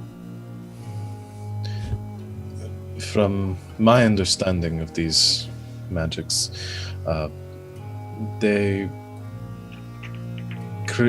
require a sizable amount of energy to create initially.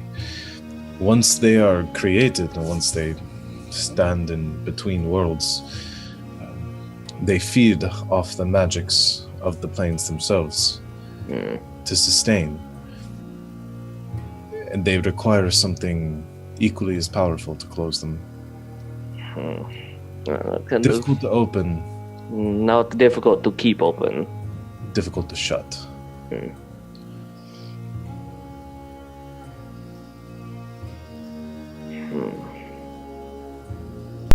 Let me put out a call, see what I can find out.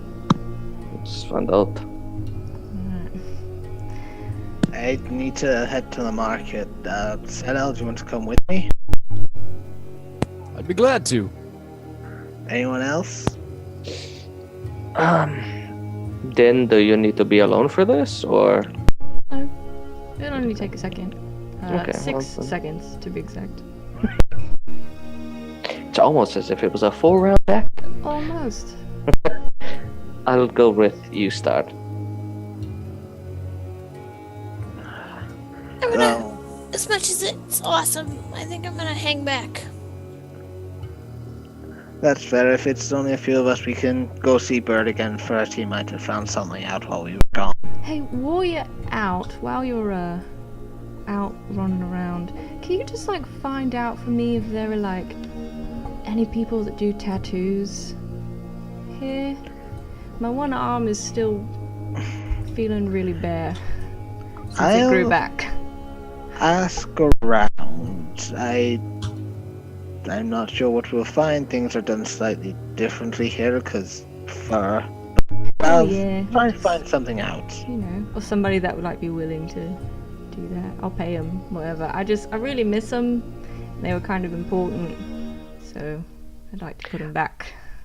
That's a good question, John. Savannah just reminded me about that. Has Lucius learned anything about that new arm? Because I know a while ago he was trying to figure out, if it, how Den was feeling and about the arm. Was it because the arm itself was, made from magic and it wasn't her? But I know the rolls I did were pretty crap. I mean, now the month or so that has passed since then,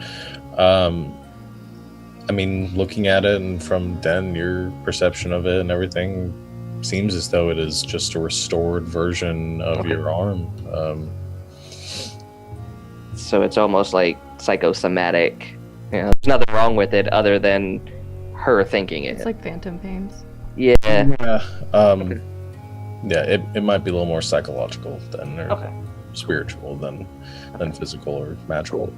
If Lucius hadn't told her that already, he would have been like, that's fine, I don't think there's anything wrong with it per se, it's just, there's nothing on my end I can do, and it is an actual arm, it's, I can see the soul threads running through it. It is, without a doubt, your arm. Whatever you're feeling is whatever you feel. Kind of the basis of what he was gonna say. I mostly just forgot how blue my skin was without all the ink on it. And he kind of looks down at his arm. Yeah, I know what you're talking about. It's weird. It is weird. All right. So, Den, what are you doing? Okay, I would like to cast Sending, which is a new spell that I know now. And I can get a message to anybody I'm familiar with, anywhere.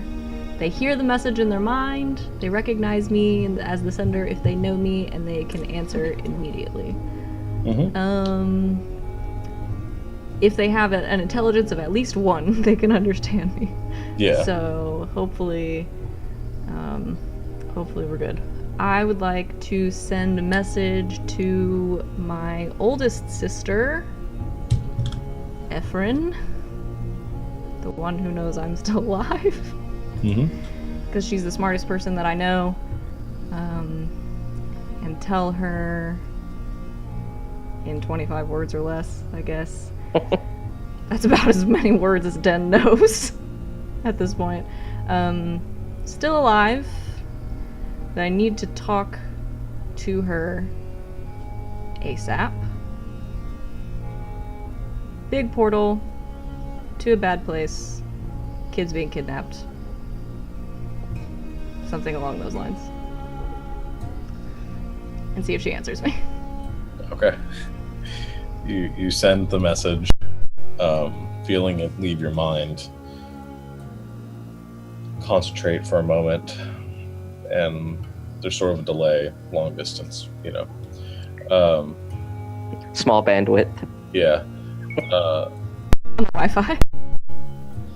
And you hear, after a few moments, sort of stammering at first, your sister's voice in your mind. Den, you're alive. Understood. I'll see what I can do.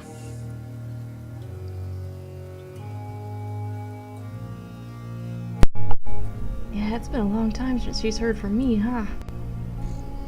Kind of fell off the letter writing bandwagon there. Alright, so she heard me. Tell everyone who's left in the room. I called my sister, sent her a message. She's really, really smart, knows a lot of things, paid more attention than I did generally. And she said she'd see what she could do. So I don't really know what that means. But she probably knows things, so. Your prince, your royal companion, is was kind of watching all this happen and says, which sister did you say this was? My oldest sister, Ephraim. You met her? You see kind of a spark of recognition. He says, I haven't met her, but I did read her thesis on extraplanar interruptions and the influences on you know what, never mind. I feel like she told me she was writing something once. Super smart, knows a lot of stuff. We were able, through our sort of exchange program with Nelsuri, we were able to, we got some, it's a long story, but I've read some of what she's done. She seems very smart. Yeah, she is. I don't really understand most of what she talks about, but... He kind of has a look as he looks at you, and you almost get that impression of like... My insight's really high.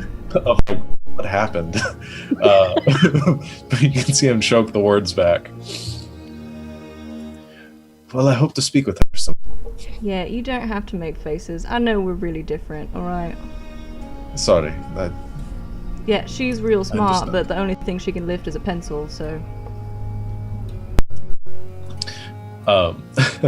Next time I won't try to catch you when you teleport yourself 150 feet in the air. I'm sorry, again, I did not mean to cause any offense. It's fine, look. I just didn't know that she was... that you were related to that Ephraim. Yeah. That one. Interesting. Yeah, she's great. So are we going to just wait?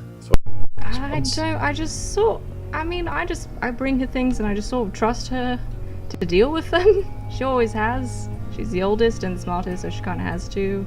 So I guess we could wait around for a while and see if she contacts me. If not, I can send something one more time today.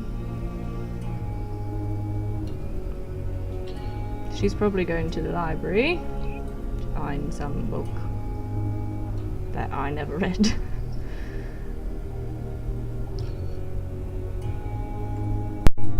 So what do we do until then?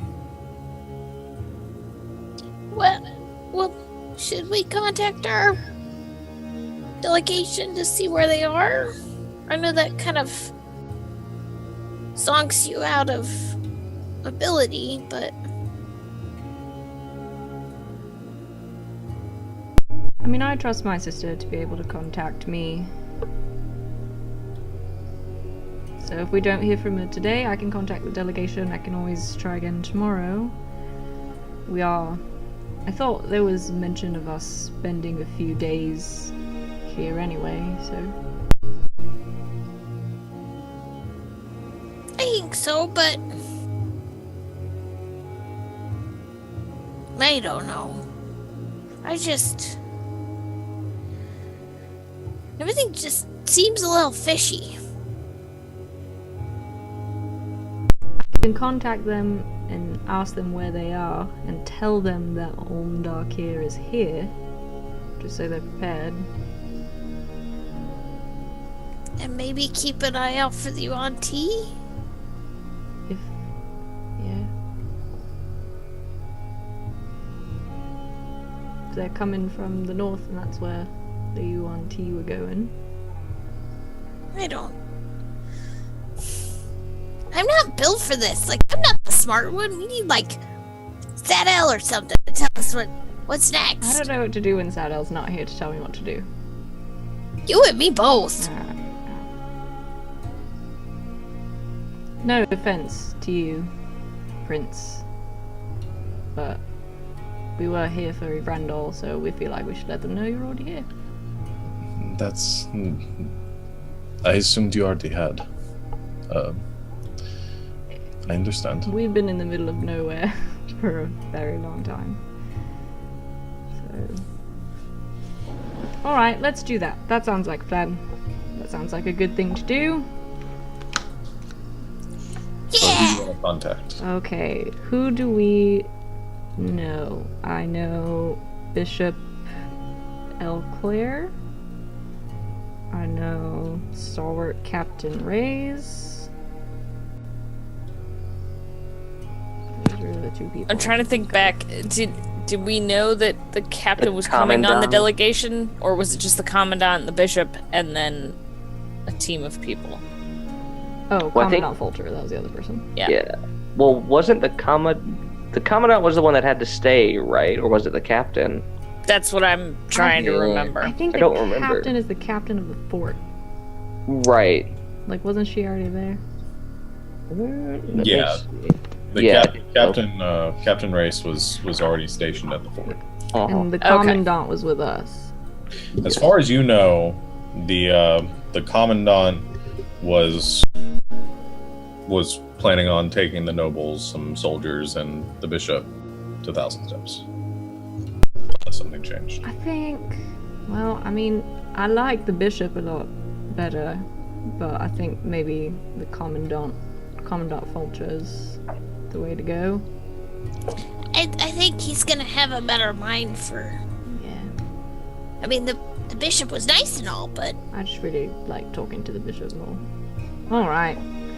I mean, you do what you feel best about. No, let's do the smart thing. Let's prove to everyone that when we're alone, we can still do the smart thing. They'll be so proud. I will use my other 3rd level spell slot. I will cast Sending, and I will contact Commandant Fulcher. And Okay. just ask him to respond with their location and ETA, and warn him that the Ondakir delegation has already arrived in Thousand Steps. Okay.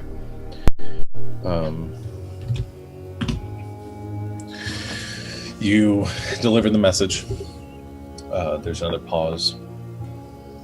And you get a message back, the sort of resonating voice of the commandant. He says, "Understood. Don't trust them. Stall negotiations till we arrive."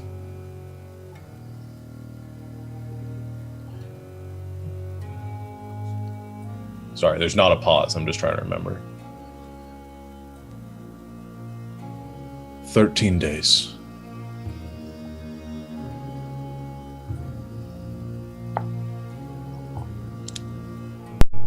Alright. They're 13 days out. We pretty much did everything else he asked us to do already. God, they're so slow. No. Well, if we're gonna wait for them to get here, then the 2 weeks estimate was about right. Well, Yeah. are weeks longer here? No, 6 days. It's months that are more Longer. days. Yes, okay. So yeah, about 2 weeks. Till they get here. Well, Prince, know any games? He sort of chuckles a bit and says, I know a few. None that take 2 weeks. I think she just meant like for right now For until now. we see if my sister calls back. I know. I was making a joke. Sorry. You could always just play humans and housework for 2 weeks. You're just very dry. It's hard to tell. Do you need some water? Wow, this has just gone downhill. Just Lil, like, get the water skin and just splash him with water. Do you guys want to hear my favorite story? Yeah! Right. I take my book back out. And I start telling a different part. Okay, so you spend the afternoon reading to your friends. Yeah. All right. Is anybody else doing anything? Star, are you going into the city? I was going to the city with Sadel. First I was going to go see Bird, then go to the market. Okay. So Sadel and you make your way to the outskirts of city where you where you visited Bird before. As you make your way over to his hut, you see that it appears the doors appear to be closed. A lot of the possessions and things, the fish racks outside, empty. As you approach and kind of peer inside, he doesn't appear to be there. Well, I think he's moved on for now, so I don't know when I'll next see or hear from him or anything. So, anything in the city you want to look at, or should we just head to market and get the supplies we need? We can just head to market. Okay. Head to the market, see what I can sort of see who I need to about getting the cat pelt sorted, and talk to them, see if we can work out a trade for giving the cat and getting most of what we need to make another bag of holding. Okay. So you're looking for the supplies, the magical supplies you might need for the enchanting. Okay. So to sort of expedite the process a bit, the two of you make your way, and you find a number of people that would be willing to buy this pelt from you. Kind of making your way around the market, engaging interest and looking for the supplies you have. You make a few deals with a few of the traders there. One of them, or the most promising of which, offering to take the pelt, to skin it, to basically pay you for the whole animal. And in exchange, gathering up and doing some other trading of his own, gathering up enough of the crystals, some of the sage and other incenses, some of the gold leaf and other kind of small little enchanting materials that you need in order to create and imbue another bag of holding like object. All in all, you work it out, I'd say, with the rarity of this animal and the size of the thing, because you're still going with the original plan that you guys talked about with a single like pocket or something rather than like a whole bag. Okay, not as much supplies needed for that. So you're able to make a pretty even trade for those two, unless there's anything else you need. Sarah, is there anything you need while we're here? I'd like to take a look around at some weapon shops, if you don't mind. And off we go. Okay. Just looking around at what we need and want, I think. Yeah, so keeping an eye out for other shops nearby as you gather the materials that you need. There are some like small carts that where you see some taxis selling like daggers, bows, arrows. Some of them have some leather armors that they've crafted and are selling as well in this bazaar. Is there anything you're looking for specifically? I want to look mostly at metalwork, just because everywhere has like a different style that they will create things with, and so just since my plan after this journey is to go back home and reopen my shop and make weapons again, to just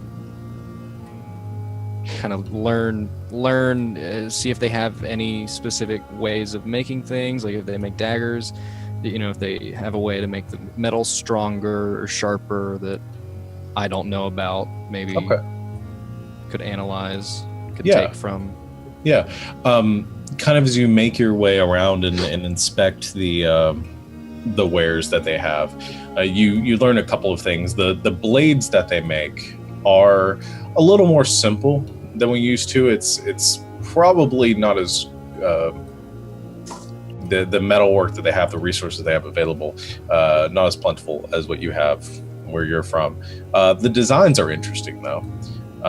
Most of the tabaxi weaponry has they use scimitars, daggers, bows, spears, things like that. Very sleek, streamlined weaponry that they fashion using a lot of the materials that they're able to scavenge from the jungles around them. Not a lot of mining and that sort of industry here. You learn a couple of things from the way that they fletch arrows.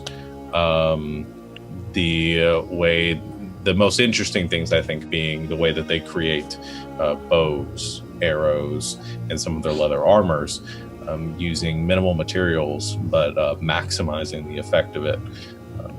So you're able to look over those. I would say those would be the most interesting sort of design elements you have. Some of them, the actual presentation of the bows, they're colorful. They're meant to blend in with jungle environments, so they're painted with like kind of jungle reds and yellows and greens to blend in with flowers and the kind of vibrant jungle life. They use a very thick cord for the bow strings, much thicker than what you're used to seeing the traditional longbows of Evrandal. These are powerful bows that they need and that they use here. You imagine for kind of hunting in this rough terrain. Otherwise, they fletch their arrows with the pluckings of animals that they find in the jungles, and the feathers that they use. You get an idea of the animals that they use there and stuff. It's pretty interesting. I don't know if that is exactly what you're looking for. Yeah, no, that's what I was looking for. Just because I might want to, maybe design the weapons sort of after this. Yeah. No, you definitely get a full sense of the design work that they put into this and sort of what a Graldarian weapon would look like. Awesome. Perfect. Thank you. All right. You're welcome. While we're still here, actually, any of the vendors, do they have studded leather armor? Yeah, there are a couple of vendors that sell some armor that's been infused with some fortifications, like studded leather armor. I'm gonna go up to one of them and offer them for their armor my current leather armor, a short sword, and the chunks of demon. The thing you guys fought in the city of Crawling Mist. Not saying exactly where we fought it, but sort of the region of Graldar that we found this creature. Okay. Because I assume with the chunks I got bits of what I assume to be shell or other sort of a similar chitinous material that came off it. Yeah. Why don't you make me a persuasion check?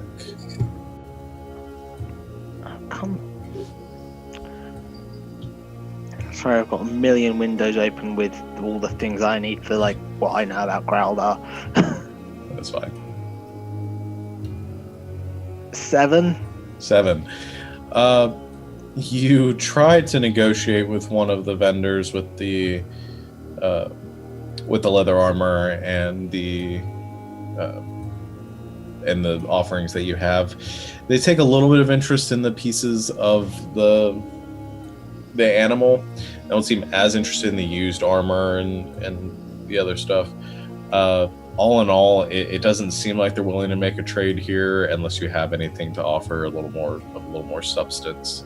They don't seem enticed. You can't find any vendors that are enticed by your trade there. Are the only other things I have to trade are cooking herbs, some of the aloe vera stuff, or some of the tea leaves? No. You imagine that the most valuable thing you guys had was the animal, and the materials that you guys got for that are fairly expensive materials. So a little tapped out on that. A few more things, and the vendors tell you that a little bit more, and you might be able to make a deal. I just tell them that I'll be back later then. Last one before I go, I do ask if there's anyone here who can, I suppose the most similar thing would be to dye someone's fur or skin. Okay. You do find that there are some, they do have tattoo artists as part of Graldarian society.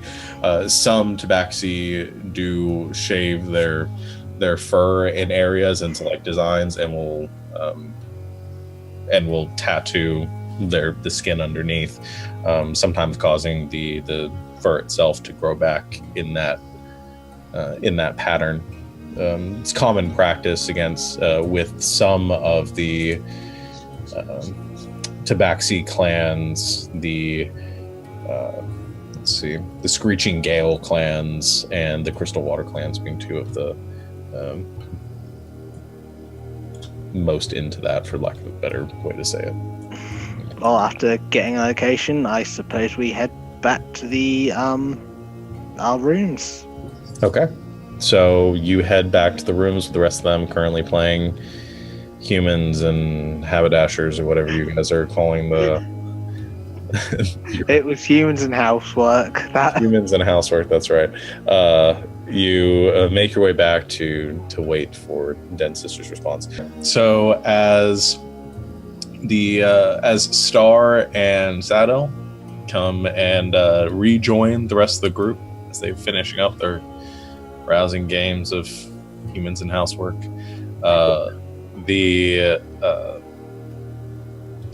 Den, as you're in the middle of rolling your dice, you feel another kind of pressure in your mind. Everyone get out of my head for just one day. You're the one inviting everyone. I know. It's really empty in there. Are you gonna try to ward it off? No, I'm gonna assume that it's my sister. Which could backfire on me, but we'll see.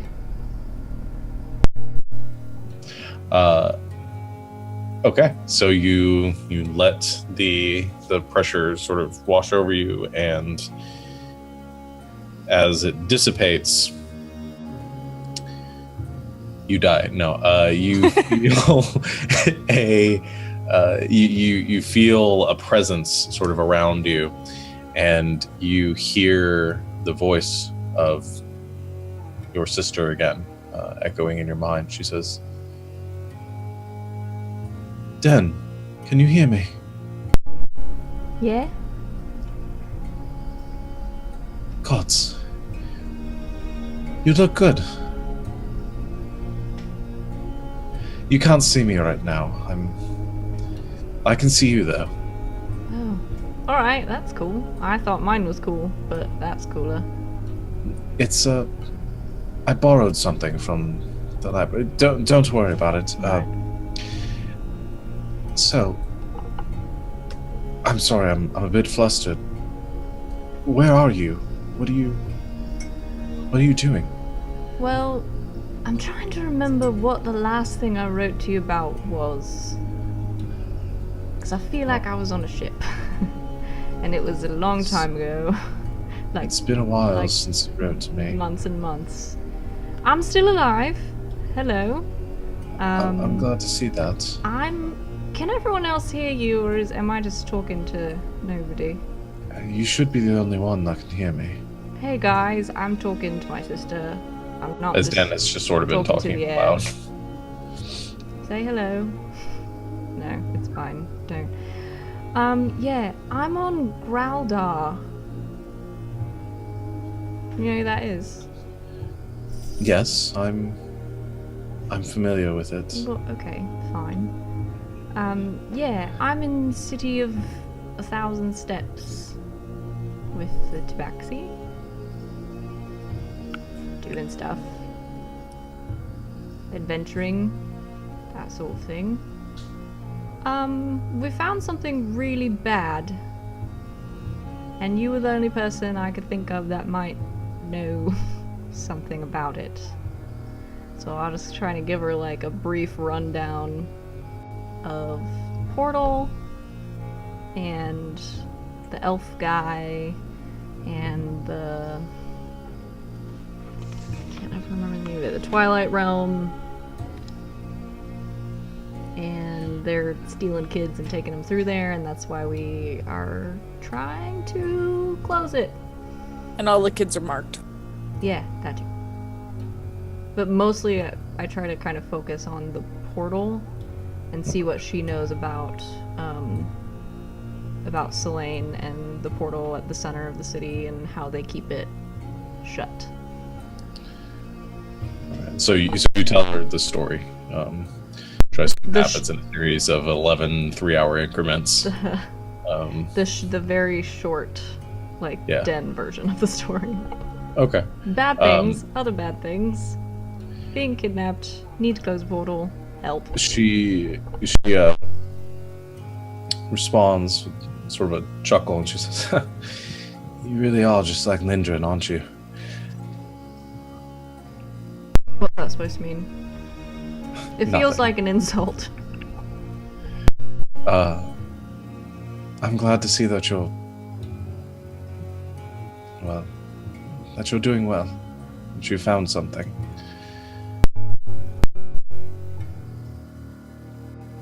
Anyway, I guess I should answer you before my time runs out here.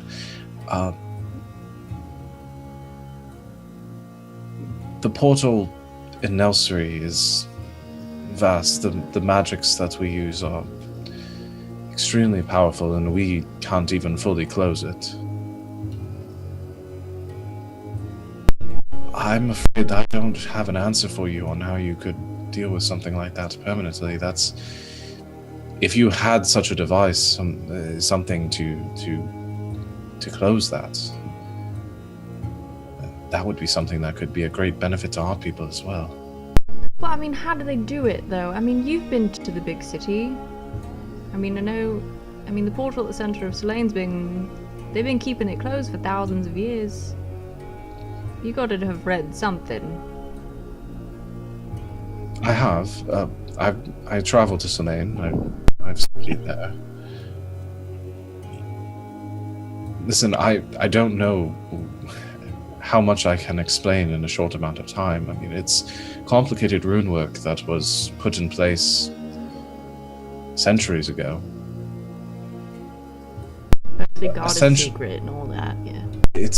It's not even so much of a secret as it's that it's too complicated for a few people to accomplish on their own. It took decades to install the walls to to keep the portal at bay. I don't know if you have that kind of time. I don't know.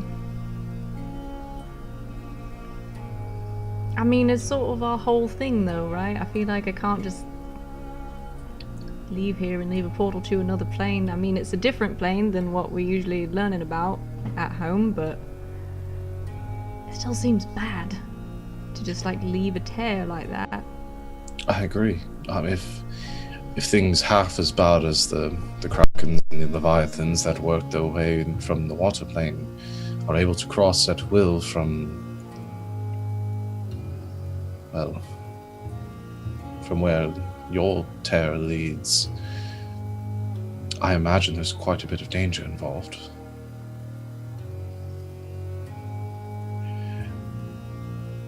I wish I had a better answer for you, but I can speak with Father about it and see what he can find out from the rest of the council. Oh, don't want to do that. You haven't told them, right? No, I haven't told them anything, but You're my favorite sister. if something this serious is happening, I feel as though I should speak with him.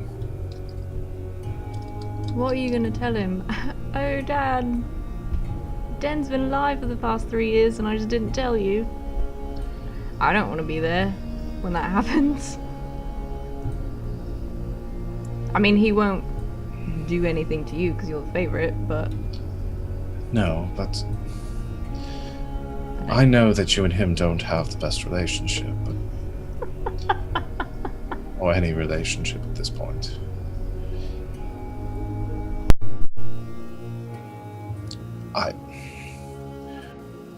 I wish I had a better answer for you. Do you really think he would know something that would help? He knows more than me. And he has connections that I don't. If this is something that you feel that you need the aid of our people in solving, I don't know who better to ask than Father. No offense, our people never did all that much for me. That was mean. I probably shouldn't have said that. It's fine. I understand. Do you... I know. Go ahead. It's probably a really bad idea for me to just, like, send him a message and be like, hey, Dad, surprise! That might not be the best way of going about it. I can probably break the news to him a bit more gently than simply thrusting magic into his head. If anything, he might be suspicious of that. He's suspicious It's already of going to be everything. hard. It's already going to be hard enough for me to convince him that you're alive and that I'm not being fooled by some spy. It's pretty hard for someone to copy my handwriting. It's pretty hard for someone to read your handwriting. I know, it's bad. It's getting better. I'm practicing. Why haven't you responded to my... You know what, I really shouldn't get into that. You're busy, I understand. Yeah, you know, saving the world and all that. Are you still on the ship? Are these people from your crew? No, these are other people that I sort of met. Are you no longer on the ship? Well, no, I'm just sort of,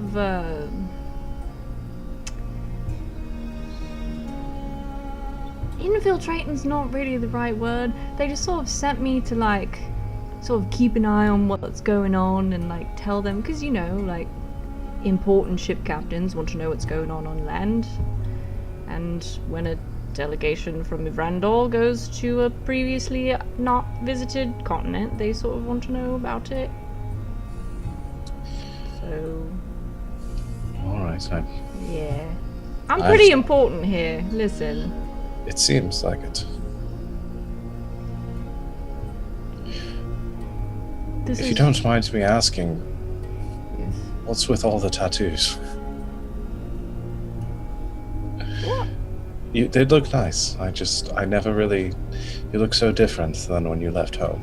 I mean, they're not any different from like. I mean, my face looks just like your face. I know. You got markings. I just added some extra ones.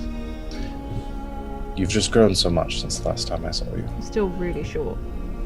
Well, grown metaphorically. As Dan flexes just randomly after continuing to speak to herself, she says, listen, I don't think we have much time. I'll see what I can do. If you don't wish for me to tell Father, I won't. I'll see what I can find out on my own.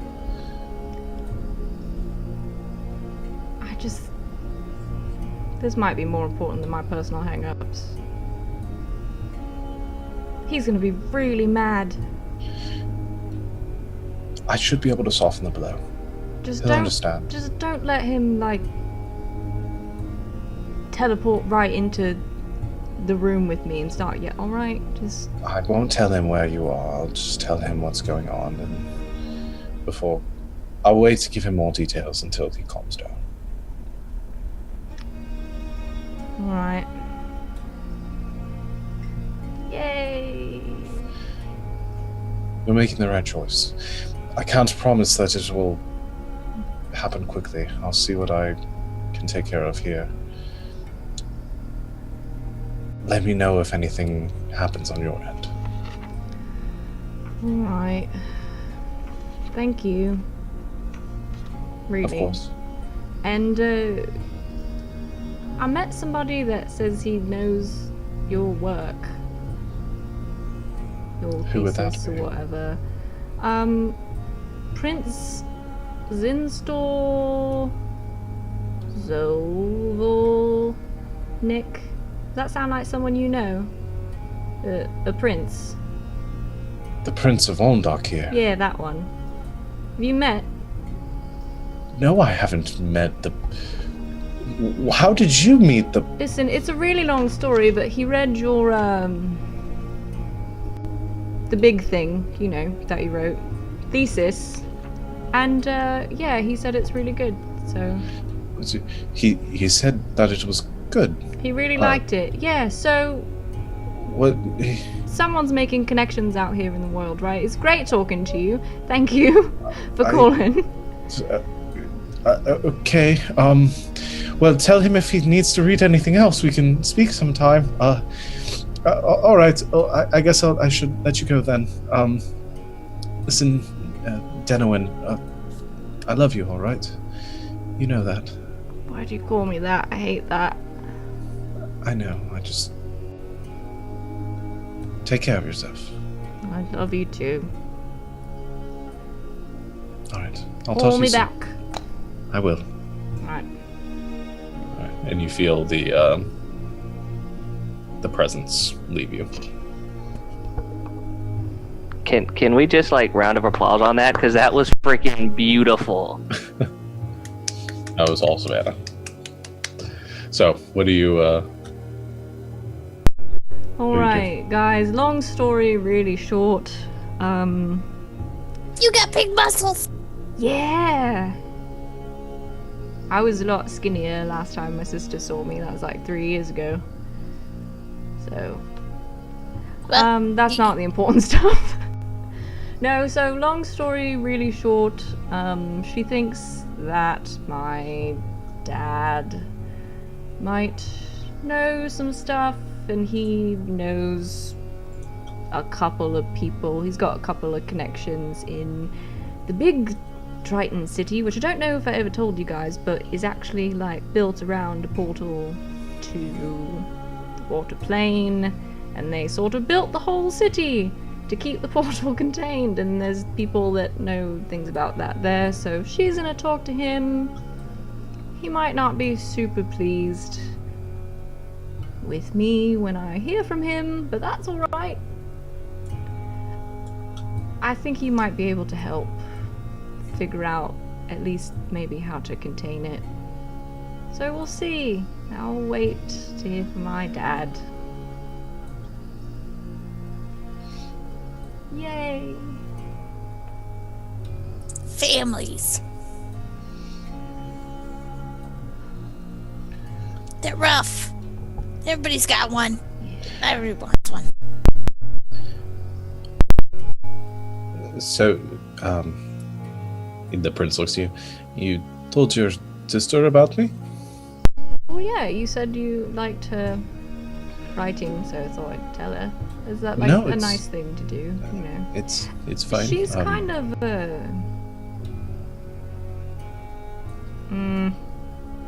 I guess she's not like super confident all the time. She's kind of awkward.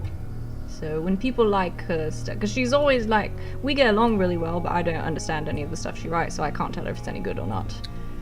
Well, So maybe we can speak more sometime about it. I'm sure she. It would be interesting to hear her some of the things that weren't written about and her further studies on the planar magics. Anyway, so what do we do now?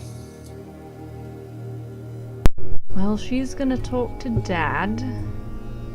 Because it's not the best idea if I just contact him directly. He's not super pleased with me, and also he has thought that I was dead for like a couple of years. That's a really long story. But yeah, so he's gonna be pissed. But my father, if he's got one thing, it's a sense of duty to his role as protector of whatever. So we'll hear from him. He's kind of a dick, but he understands the big picture. Right.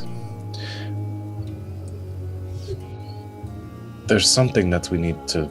We should be doing something here rather than waiting. Star, are you going to try to infiltrate archives again? Oh yeah, take the I thing. did it once before. It shouldn't be too hard a second time. Right. I should be able to help if I can. So, I'm okay. So just solidifying this plan. Are we gonna take them, or are you gonna take some people with you to like figure out totally what they're saying?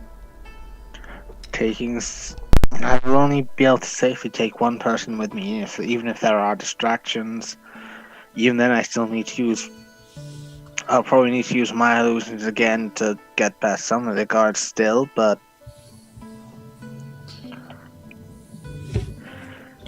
I could take one person safely.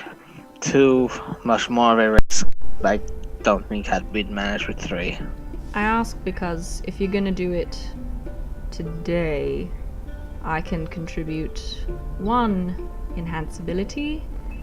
If we do it another day, I can get 2 people and make you very sneaky for your sneaking in. You're already very sneaky, but it's there. If I just go into the archives with someone else, I don't need to take the stones. Someone can give us what they say.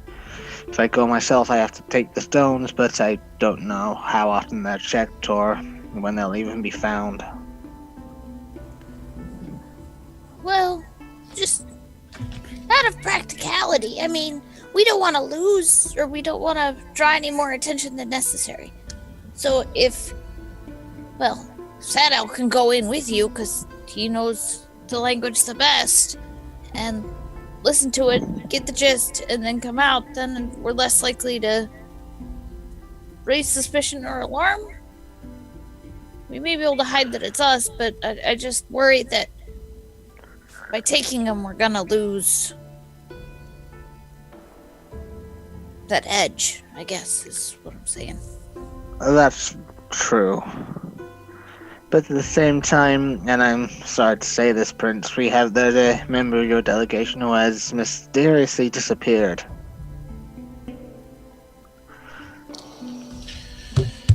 That is true. I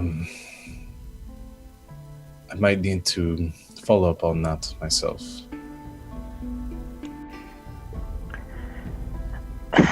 My thought is if we do have to take them from their resting place, we have a scapegoat, but that may leave suspicion on you yourself.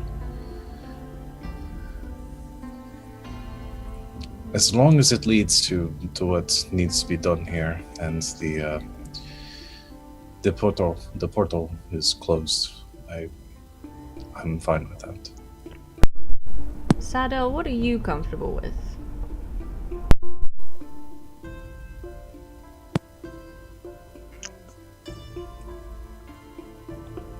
I wouldn't really say I'm comfortable with anything, but, I'd be willing to do whatever it takes. If that means me sneaking in there with Star, then I'm down. So, I mean, are we all sort of in agreement that at least when we're done, the stones should be, like, back in their places? Because it seems like our options are the two of you go in, figure out what they say, and then come back out, or Star goes in, takes them out, and then goes back in and puts them back. Which I have no doubt, I'm not, like, trying to doubt your sneaking ability. I'm sure you could do it. But if we want to minimize the risk... The more times you go into some place, the more likely it is for you to be caught, so... But to be fair, the more people who go in at one time is also pretty risky. Exactly. So Plus, I think it's which risk do we wanna bet on? That's on the two of you. I think I'll help however I can, but you Plus, guys... I can help for up to 1 minute. Otherwise, I'm not much help. Yeah, I Can I can try help. to distract? That actually might be useful. As long as someone's being allowed but not necessarily doing anything to get arrested, such as playing loud, very, very loud music in another part of the ziggurat. Impromptu concert! It's kind of what you've always wanted, Barb. I mean, yeah, I suppose I could do that. I mean, I could, at least for one person, I could also enhance an ability. And if Den can do that as well, that's me and Sadel covered. Mm-hmm. If we do take a rest before we do this, I can get 2 people also. So, if anyone else is wanting to go. But if we want to do it like now, I can get one of you and Lucius get the other. What time of day are we at? Sorry to interrupt. I just...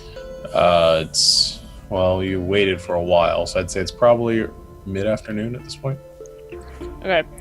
So, Star, I'm assuming because you've done this once, you want to do it at night again, right? Like, because you saw kind of the pattern of guarding or whatever? At nights, and if it goes similar time, hopefully the guards' locations will be the same. Well, if then you and Lucius can do the same spell and each cover one, that would... I think sooner rather than later, because if they do get caught, maybe they can help pin it on the Yuan-Ti. I don't know. All this just sounds very precarious. If we're going to pin it on Yuan-Ti, then I think the prince and I should be seen out and about, at least when it happens, just so... Well, if I take Sadel, there's no need to try and finish on them. If we get what the stone is saying straight off the bat, there's no need to take them. That's true. I can lock the door behind me again. That is true too. It just all depends on the risk we all want to take. The prince does also chime in here and says, wouldn't having the stones provide us with more leverage if we wish to confront the council about this? That was the other thing I was thinking. They are our evidence, and while I'm sure there are other Tabaxi in the city that could understand them, if we have them, we have what we need in case if we wish to start putting a stop to this. Here is what I will offer and what I will say. I am willing to confront the council on whatever their involvement is with these elves. I imagine that this will not help relations between our two peoples. If you still have the wish of creating some sort of diplomatic ties, if it is more important that you uphold the terms of your arrangement with Evrandal, then I understand if you wish to stay out of it, but I fully intend to confront the council. If that damns Ondakir from establishing any relationships with the Tabaxi, it doesn't bother me. As long as what is done is that this portal is closed and risk ended. The council has the answers I need. Savannah, you're muted. No, I'm not.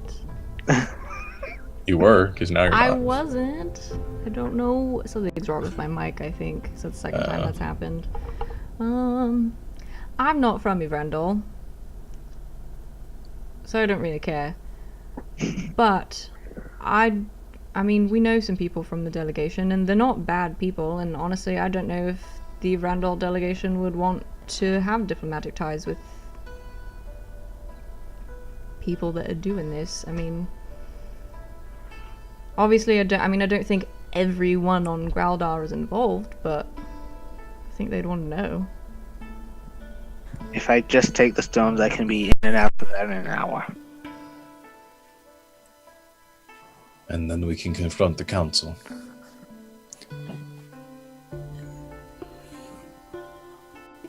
We can get all the details we need, we can get our argument, we confront the council, and I suppose see where it goes from there. I think by then we might have some more information on the portal from my dad, so... Oh, I think this all sounds good and makes all the sense, but then we're kind of leaving a really bad mess for the Evrandal delegation to walk into. So how do we want to... I mean, I'm not no planning offense, on Prince, leaving. but... Yeah, At least till they get here, so we can tell them what's going on. Technically, I'm not part of the delegation.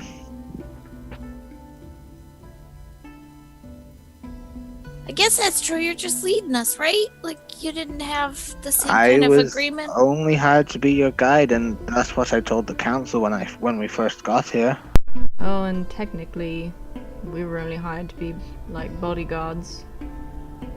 Well, yeah, then they gave us, like, go and tell our message, and we've told the message, so Yeah, maybe but we're okay. Okay. that part was, like, not in writing anywhere. We just, like, showed up and we're like, here. We could have been anyone. We could have been from a different planet. They wouldn't know. Yeah. I think we're all good. Okay. I just wanted to talk that through. Hmm? If you're alright, if you are all alright with the threat of perhaps weakening potential relationships here, I think this is the right thing to do. Big picture, right? Big picture. And if you need support for doing this, you will all be welcome amongst my people. I will tell them what heroes you have been.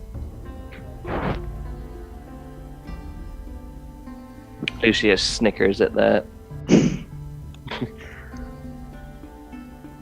I know that doesn't exactly resonate with most of you, from what you've probably been told or heard or seen of what some of my people have done. But there are good ones among them. It's actually, that's not why I laughed. I never actually thought that would be a possibility after now. So it's just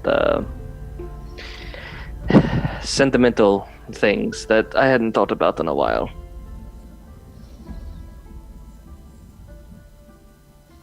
It is your choice to make. You can step away from this all now if you wish. I need the truth.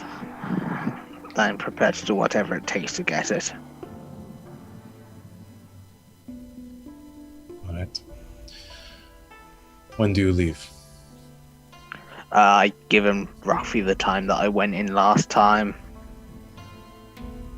All right. I'll stay here. I can provide some assistance for your journey. And then he looks to you, Lucius. You and I can take our business elsewhere. Make sure aspersions aren't cast upon us. Yes, we can definitely do that. I think, and at this time, because how long's it been since we've been in 1,000 Steps? It's been, what, a week or two, if that? No, it's been like 3 days. Okay, so I'm like 3 days of getting to know you as kind of well as I do. I think it's time we actually start talking about more things about our people.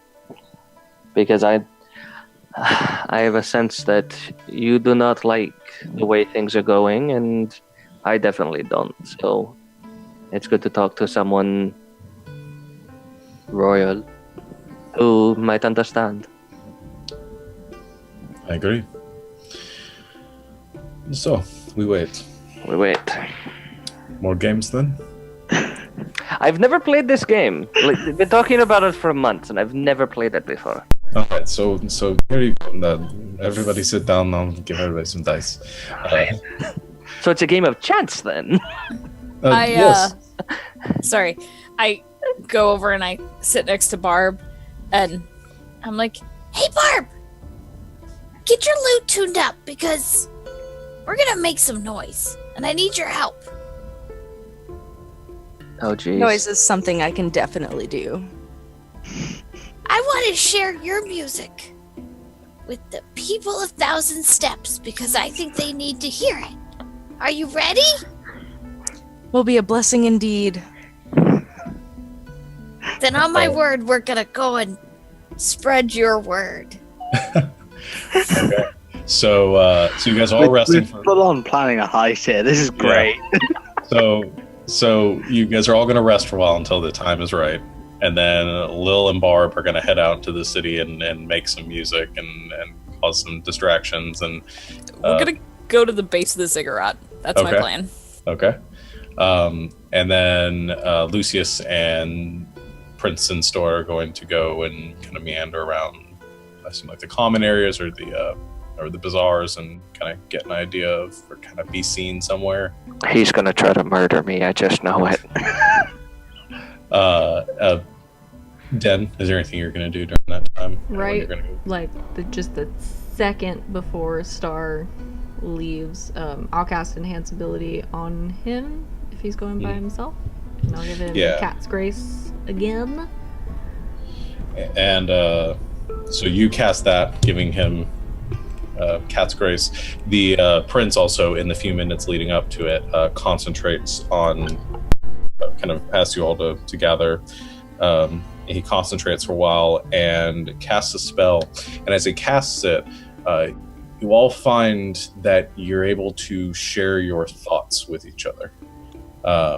And all communicate telepathically using Rary's telepathic bond. He then looks to you, Star, and says, "Good luck." And he waves his hand and also casts invisibility on you. Oh, nice. Well, off I go to do my sneak. The two of you are going. He'll cast at a higher level and cast on the two of you. So. Because Sadell is going, Lucius will cast also Enhance Ability, Cat's Grace on him. Okay, so the two of you are both enhanced for the next hour. You're also invisible for the next hour. You can all communicate telepathically too, from pretty much any distance. I think. Check. That's awesome. All of us? Yeah, all of you. 8 willing creatures. 1, 2, 3, 4, 5, 6, 7. Yeah, and as long as you're on the same plane of existence. So. Nice. Awesome. Lil still grabs Sadell and says, Hey, be careful out there. Your wife's gonna be plenty mad at me if you don't come back. Oh yeah, I was I was thinking just that, but I'll be fine. Okay. All right. So Barb tackles Lucius. Oh God. Yes. Okay. That's okay. I know that technically I am taller than you, but you're heavy with muscle. Thank you. I need my ribs, please. Still clings anyways with my 18 strength. Lucius, make a concentration check. Oh yeah. I kind of need to concentrate on this spell, but thank you though. I didn't think about that. I guess you haven't taken any damage there, but came close.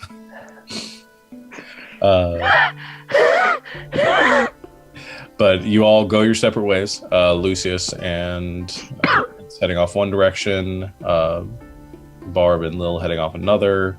Den, are you going with anyone, or are you just hanging out in the room? Yep. Okay. So Barb and Lil, you guys are heading to the base of the ziggurat to go do your performance. Indeed. As we go down, I'm just going to be... For this one-time performance, come see the wondrous Barb and her amazing looks You put a on lot the of pressure on steps me. of the ziggurat. What are you doing? Screaming. She is the most amazing barbarian you will ever see. Okay. Her skills. You make a performance check. Oh God. Not you, Oh, Barb. Jesus. Lil This- first.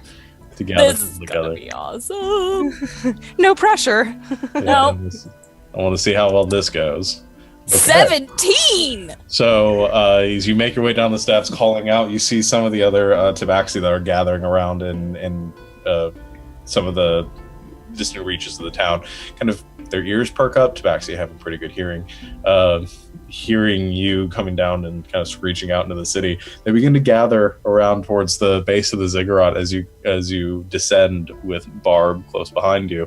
As a crowd of about like 30 or so tabaxi begin to gather at the foot, kind of looking over towards you, Barb.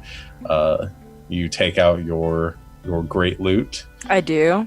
and begin to perform. I'll have you also make a performance check. Oh God. I'll give you advantage on it because of your height, man. All right, cool. Also, I'm gonna, totally put like a little like sack or something out there for tips. Okay. So I still got to pay off that guy. All right. 23. 23. Nice. So you walk over. There's a little bit of like a pedestal where a statue is on, has a little stand on the bottom. You actually pull yourself on top of that, take out your great loot, and then with a heavy twang begin to just rip on your great loot. Totally playing some AC/DC or something. Yeah. And the tabaxi, not seeming to have much knowledge or experience with music of this caliber, of this type, are, for lack of a better term, really digging it. They are kind of beginning to gather around, some more coming out. You end up with like a crowd of about like 80 people there just listening to you just shred your great loot. Can I do one more thing? Yeah, sure. I'm going to cast Find Steed and ride through the city streets, still screaming that everyone needs to see the performance. Jesus Christ. Okay. And as full on just goes galloping through the streets, shouting the British are coming, or that Barb is currently playing, you get a number of tabaxi coming out of their homes, enjoying their meals and their quiet time, hearing you shouting. They look and see the large crowd and begin to filter in that way. Now having probably about a crowd of like close to 200 people gathering at the bottom of this, as you're just continuing to shred on your loot. So that's providing a significant distraction, as those of you that are still up in the ziggurat and the tieflings that are making their way onto a different area of the city, you can hear this commotion kind of rising up over there, and a bit of light as torches are coming in, and people are beginning to really to really enjoy this performance. let's see, Lucius and Princeton's store. Is there anything that you wanted to talk about specifically, Lucius? Not really. It was just a one to allow the city itself to see the prince himself like out and about, and while also not seeing any of the other part of the UNT delegation. But mostly just starting that conversation of, what he doesn't like that, his father's doing, and, what he has in mind for if and when, he comes to power, and like just feeling out where this royal member who he thought he would hate beyond all reason because of what he's seen, like how he actually feels now that he has a face-to-face conversation with him. Okay. All right, so you begin to meander through the streets, kind of getting some people's attention and chatting. Princeton's store tells you of the current status in the capital. He tells you about some of the unrest, kind of reiterating some of the things you talked about before. His sort of distaste for the way that his country has become. The bloodlust, especially against Balabar. And though he understands that heritage and the reasons behind it, you get a feeling from his conversation that this is somebody that kind of seeks of changing the guard a bit and seeks for that to end. He also talks a lot about his studies and how he has taken on this role because of how fervently he believes in this cause to rid Sarthia of these incursions, of these influences from other planes, and looking at tiefling lineage itself as being a sort of byproduct of that, and the sort of struggles that they had to go through as a result of their influence from the depths, that plane. All in all, you get about the same impression of him as you've had this entire time. That he's, has some genuine purpose and ideals behind there. Okay. Yeah, that he's not just following his father's orders because it's his father. He actually has a mind of his own, and he actually is long-term planning of, okay, when this happens, I want, for this to change and this to change, and I don't like what I'm saying. Okay, that's cool. Yeah, and you do see he has some admiration for his father. Of course. And this is his father's cause, and something that he this ending these influences is something that he has picked up, from his father's footsteps. That he doesn't agree with all the choices that he's made, but he understands the meaning behind them and the importance. So, there is a bit of conflict that you sense there, but he seems pretty genuine in his beliefs. That works. Thank you. Okay. You guys managed to kind of make an appearance. You make your way around to the music where all these people are gathered, so you can be seen there too by about the 200 tabaxi that are gathered in that area. While they're doing that, and like as we go to where Barb is playing, can I use like my thaumaturgy to make like a light show or something go off behind her just because? Sure. So you get close enough and you use your thaumaturgy, and like basically two spotlights kind of begin to flare up from the ground, kind of twirling through the air, giving this like just magnificent light show there, and all the tabaxi are even more enthralled by it now, as like cats chasing a laser pointer essentially. They focus on the music. you got where I was going on that. But they're definitely enjoying it. So while that's going on, Sadel and Star, the two of you begin making your way down to the Stone Speaker archives. I need both of you to make stealth checks with advantage. doubly so because you're invisible. But we'll just do one stealth check, and there'll be a penalty to their perception checks. 27. Nice. 20. 20. Damn. Yeah. The two of you very quietly begin making your way, following the path that Star you are familiar with, begin making your way down the spiraling steps into the lower reaches of the ziggurat. You make your way down this passageway, Star, you knowing the direction at this point, until you get to that point where there was that branch where you head off right towards the archives. To the left, you do see there are some more guards stationed there still.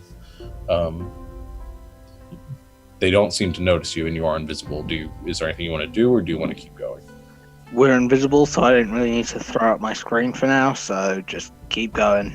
Okay. So the two of you, quietly, as quiet as cats, begin making your way down. Yes, Dylan, I Says said the person with the loudest cats in the world. I know. As quiet as every cat except our own. You begin making your way down this spiraling, this slightly declining passageway until you arrive at the large stone doors of the archives, closed and presumably locked. Well, I am gonna rig together the same sort of thing I made to pick those locks. Okay. What I'll say for this is that you have you don't have to make the intelligence check to create the thing again, because you've done it before. But you're still gonna have to make the check to kind of get it in. So I'll say you need to make a lock-picking check with your thieves' tools, and you have advantage because it's dexterity based. Yep. 17. 17. Okay. You kind of lean in and you take the device that you've constructed and place it on that opening there, kind of twist it a bit. You feel like it's not fitting exactly right, but you turn it a bit more. You hear that click, that grinding of stone. And you feel the door move a bit. Just open the door, straight in, usher Sadell in, door back closed again. Okay, you guys both make it in, closing the door behind you. And Sadell, you see for the first time this dimly lit room, illuminated only by the glowing, the 5 glowing crystals that sit on pedestals scattered around the room. Do you want to listen now, or do we just take them?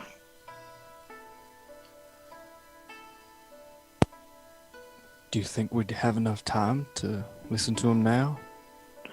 Do I think we'd have enough time to listen to them all now?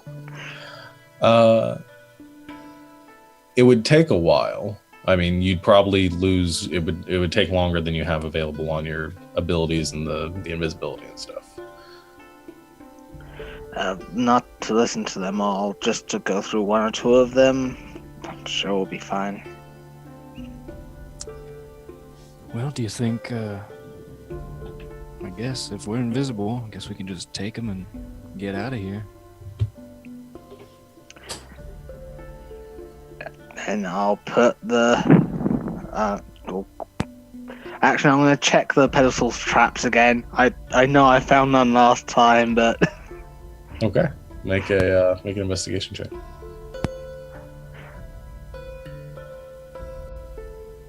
This one's only a 10, so I assume my opinion doesn't change. Doesn't seem to be trapped. Just pedestals in bag. Not pedestals, stones in bag. Take the entire pedestal. The entire pedestal's in there. Just squeeze it in. Okay. You quickly grab the few kind of small, like fragmented crystals pieces, and you begin to throw them into the bag. Put the bag back on your shoulder, Sadell. You guys begin to make your way out. go out, open the door from the inside, close, and sort of make sure all the mechanism is locked again. Okay. I need you both to make another round of stealth checks. Advantage. 24. 16. Damn. 16. All right. That is worth me checking something.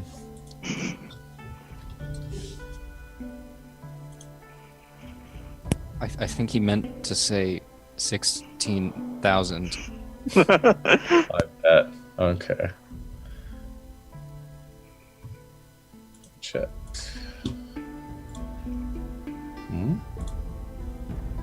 All right.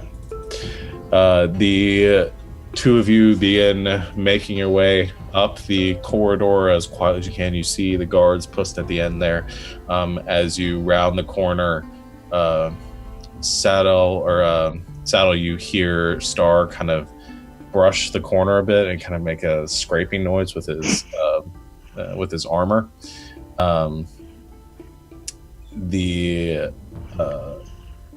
The guards at the end of the hall kind of turn their head that direction, begin looking basically straight through you. Did you hear something? The other one looks. No, I didn't. You're imagining things. Don't worry about it. Begin your business.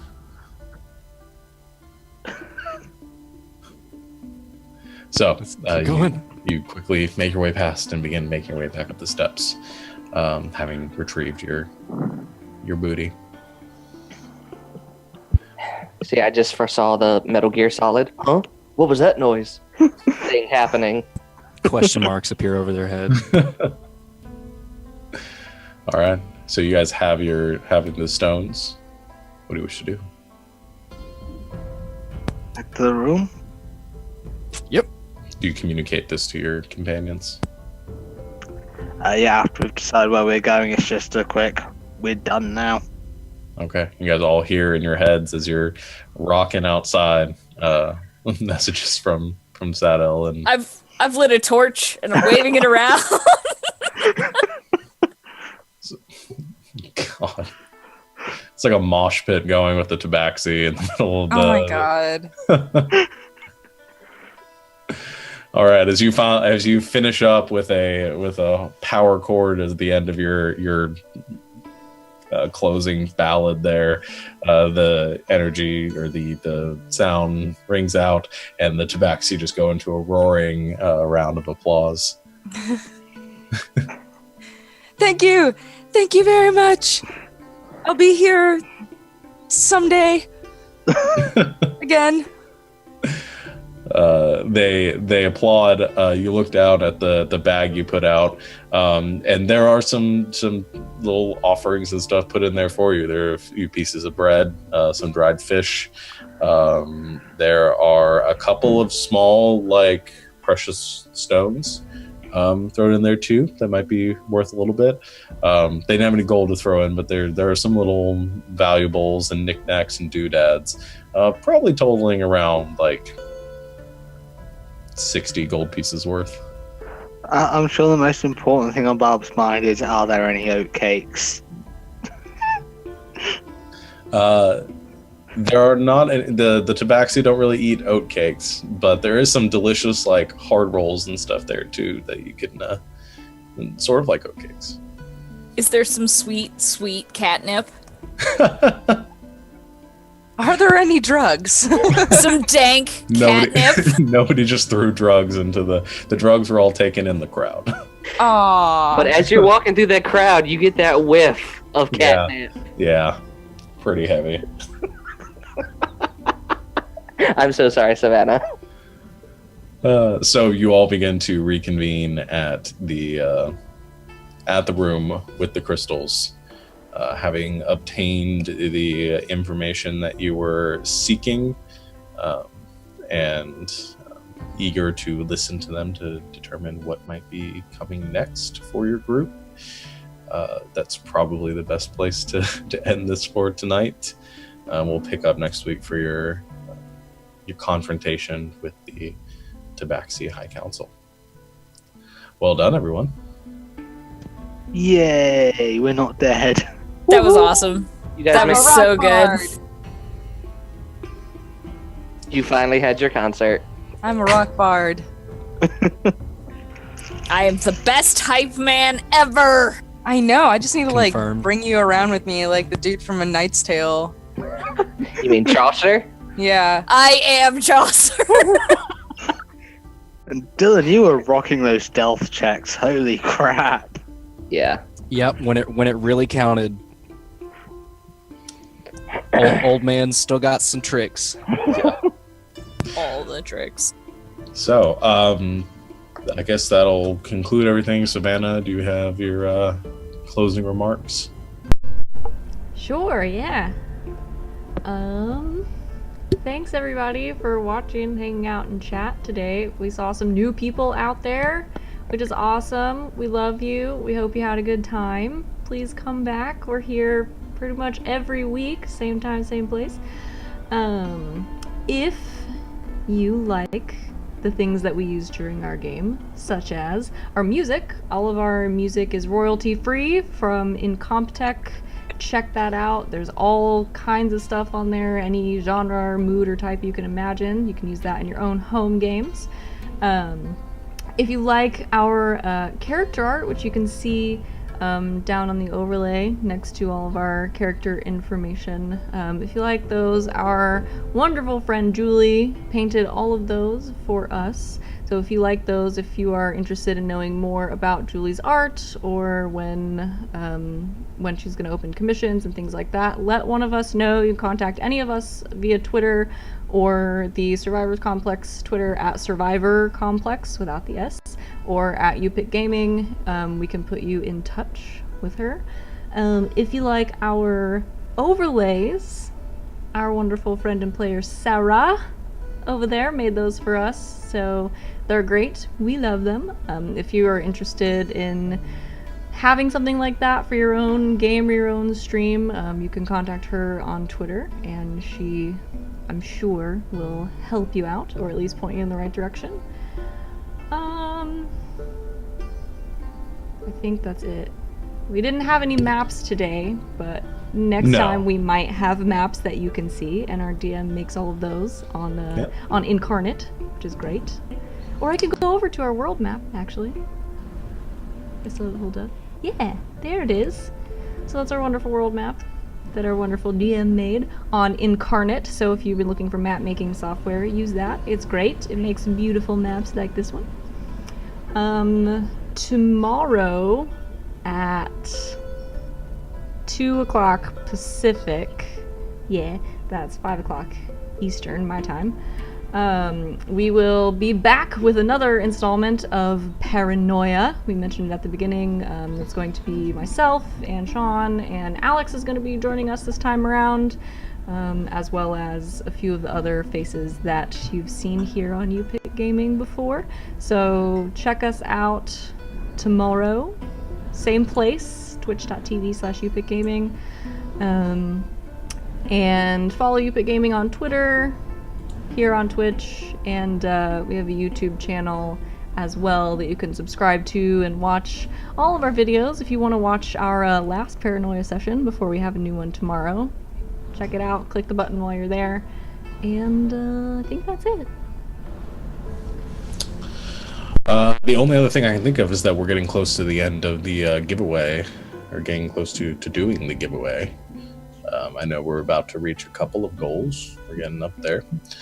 So if you look at the UPIC Gaming Twitter page, and you'll see probably I think it's probably pinned to the top.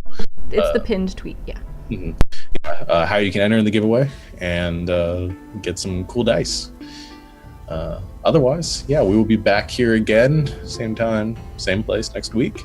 Thank you everybody for coming out, and I guess night internet.